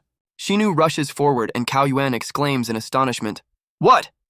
Cao Yuan grits his teeth. "He can still grow arms!" Shinu's hands fold up in a gesture, emitting power. "Mercy, release!" Cao Yuan is entangled by the same red ropes. "So that's the curse on Master Sage." He calls out to the system, "Hey, broken system, help me get the hidden bow." And the system responds, "Got it." Shinu is puzzled. "What?" Green beams of energy shoot out from below. Cao Yuan already has a golden bow in his hand. "Since you've grown 6 arms." A golden arrow materializes in his hand. "Can your 6 arms handle it?" A multitude of green energy arrows rush towards Shina. The monster's face contorts with rage. "Damn it!" A powerful explosion of light illuminates the sky. Cao Yuan looks up. Shinu crosses his arms, preparing to release his technique. "Then I will be the first to release you." Cao Yuan throws over his shoulder with a chuckle. "I'm afraid you won't have a chance. Turn around." The elven woman is already behind Shinu's back, aiming, recalling the severity of the punishment. Demon monster is unforgivable. Shinu turns around in panic. Shit! He clearly didn't expect this turn. The elven woman unleashes the Heaven's Will 5 Thunder punishment on him, enveloped in blinding light. The Watcher is stunned. Who would have thought, even Shinu is defeated, this young lady can't just stand by and watch? A powerful green beam of energy from Cao Yuan's arrow crashes into the ground, raising a pillar of dust. Shinu is prostrate on the ground, defeated, while the elven woman towers over him. The monster, squirming on the ground, begs for mercy. "Heaven, I pray, have mercy!" The elfess is adamant. "It's too late to beg for mercy after my forbidden spell." And Cao Yuan exhales tiredly. "Is it really over?" The elfess is furious, "You sly one, taking advantage of the moment for a hug." Cao Yuan only smiles innocently. "Oh, I got caught." The elf girl ponders. "Even weakened, I'm amazed. This demon withstood my curse and stayed alive." She explains, "Demons are blessed by heaven and are survivable, and heaven is a title, not your human god." Chuyi runs up to Master Sage, threatening the elven woman. "Sorceress, get out, or the next one to fall is you." Suddenly, the sky darkens, and Zhou is perplexed. Strange. Why is it suddenly so dark? An ominous purple vortex unfolds in the sky, catching everyone's attention. At the center of the vortex, a giant, terrifying eye flashes out, emitting a mysterious light. Master Sage hurriedly closes his eyes. "This is a memory erasing technique. We need to protect ourselves." Cao Yuan and the elf woman stand side by side, enveloped by the strange energy, their gazes confused. Cao Yuan is puzzled. "What's this feeling? Like I've forgotten something very important." Zhou is confused. "What's wrong with me? Why am I here?" The memory had clearly failed. Cao Yuan is also puzzled, and the system reports, "Memory tampering detected. Recovery in progress." The elfess is leaning on Cao Yuan's shoulder without feeling, who is still trying to figure out what happened. Cao Yuan realizes the forbidden spell and the mental attack have exhausted the elf to the limit. The hero channels his energy to help the weakened elfess while Master Sage floats in the distance. Zhou lashes out at Cao Yuan in a rage. "Scoundrel Cao Yuan, what have you done to Master Sage?" Cao Yuan waves back, clearly unable to remember the events. "What are you talking about? She was fighting a demon, don't get in the way." Zhou is not relenting. His memory is also distorted. "Nonsense! What demon are you making up? What did you do to her?" Cao Yuan fends off the attack, shouting back, "Shut up! Shameless monster, you're the one who grabbed Master Sage!" The elf comes to her senses and looks at Cao Yuan, who is still supporting her in surprise. The awakened elfess is embarrassed to find herself in Cao Yuan's arms. Without thinking long, she pushes the dumbfounded hero away with a cry of, "Cheeky!" Cao Yuan flies off, and the elf woman angrily brands him pervert. The defeated Cao Yuan laments his fate, while the elfess menacingly questions, "Who are you? How dare you?" The hero bewilderedly tries to appeal to her memory. "Hey, don't you recognize me?" The elfess coldly cuts off, "No you! We haven't even met!" She turns to Master Sage, calling Cao Yuan a dangerous monster leader bringing trouble. Cao Yuan exclaims in despair, "We were just together," realizing that their memories have been erased. Master Sage orders Zhou to eliminate Cao Wen to hide his secret from the monster race. Cao Yuan panics and tries to stop them. Hey, wait, are you serious?" Zhou mercilessly brings his sword down on Cao Yuan, who cries out in surprise. Cao Yuan's eyes roll back. Is this really the end for our hero? But no, the system is right there. Damage recovery, and Xiao Yuan is back in action. The dazed hero sits up, muttering, "I thought I was dead." Xiao Yuan looks at Zhou Yu reproachfully. "Were you really going to finish me off, old friend?" The elfess, seeing this mess, decides to intervene, her gaze full of determination. She declares menacingly, "Since that's the case, I'll use my forbidden spell to finish you off." Xiao Yuan cries out in panic, "Wait, you won't be able to withstand another spell like that." The elfess is puzzled. Indeed, where did all my spiritual power go? What's going on? Without thinking long, she gives Cao Yuan a couple of resounding slaps, bringing him to his senses. The elfess, having recovered, commands Zhou Yu, "Take him to the king's capital." With a determined look, she points at Xiao Yuan, sending him off into the unknown. The frame changes. A burning torch illuminates the gloomy stone walls. A long corridor of the prison, and already Cao Yuan is behind one of the doors. Our hero regains consciousness on a prison cot, pondering, "This looks like a royal dungeon." He sits up, worried. Humans should have encountered this, and the monster race ignores everything. Xiao Yuan realizes, the most disturbing thing is that they don't remember the demons. All the blame is now on the monsters. He resolutely stands up. "No, I have to find a way out of here." Clenching his fists, Cao Yuan thinks defiantly, "Will this whole prison really hold me?" The hero hits the wall with a swing, but the wall doesn't give in. "It's immovable!" Cao Yuan calls out to the system. "No use? System, help me analyze this prison." But the system is busy. The hero is desperate. "What are you analyzing? It's too late. I don't even know how long I've been sitting here." Zhou Yu suddenly appears and calmly informs, "It's already half a year." Cao Yuan, dumbfounded, sees Zhou Yu behind bars and can't believe his ears. "What, half a year? That can't be." Cao Yuan grabs the bars in utter shock. Zhou Yu explains, "This is the no-gaps place. There is no life or time here. You can't feel its flow." Cao Yuan is furious. "What have I done to be held back like this?" Zhou Yu coldly replies, "It is Master Sage's decision for you to stay here. After all, you are the leader of the monster race." Cao Yuan is indignant. "What's wrong with me being the leader of the monster race? I mean, we fought demons." Zhou Yu adds intrigue. "At the same time, the new monster race leader also wants you back." Cao Yuan is dumbfounded. "The new leader of the monster race? Who dares to take my place?" Zhou Yu quips as he walks away, "I helped Phoenix, but I can't save you. Only Master Sage will open this prison." The hero grasps the bars in confusion. "The new leader! Is this really—" Meanwhile, a mysterious figure appears at the city gates, heralding an important meeting. A gray-haired old man in a cloak greets the visitor in surprise. "I didn't expect your visit." A determined girl with ears appears before him. "After all, I am the new leader of the monster race." Her eyes blaze with fire, "And I will take back what is rightfully mine."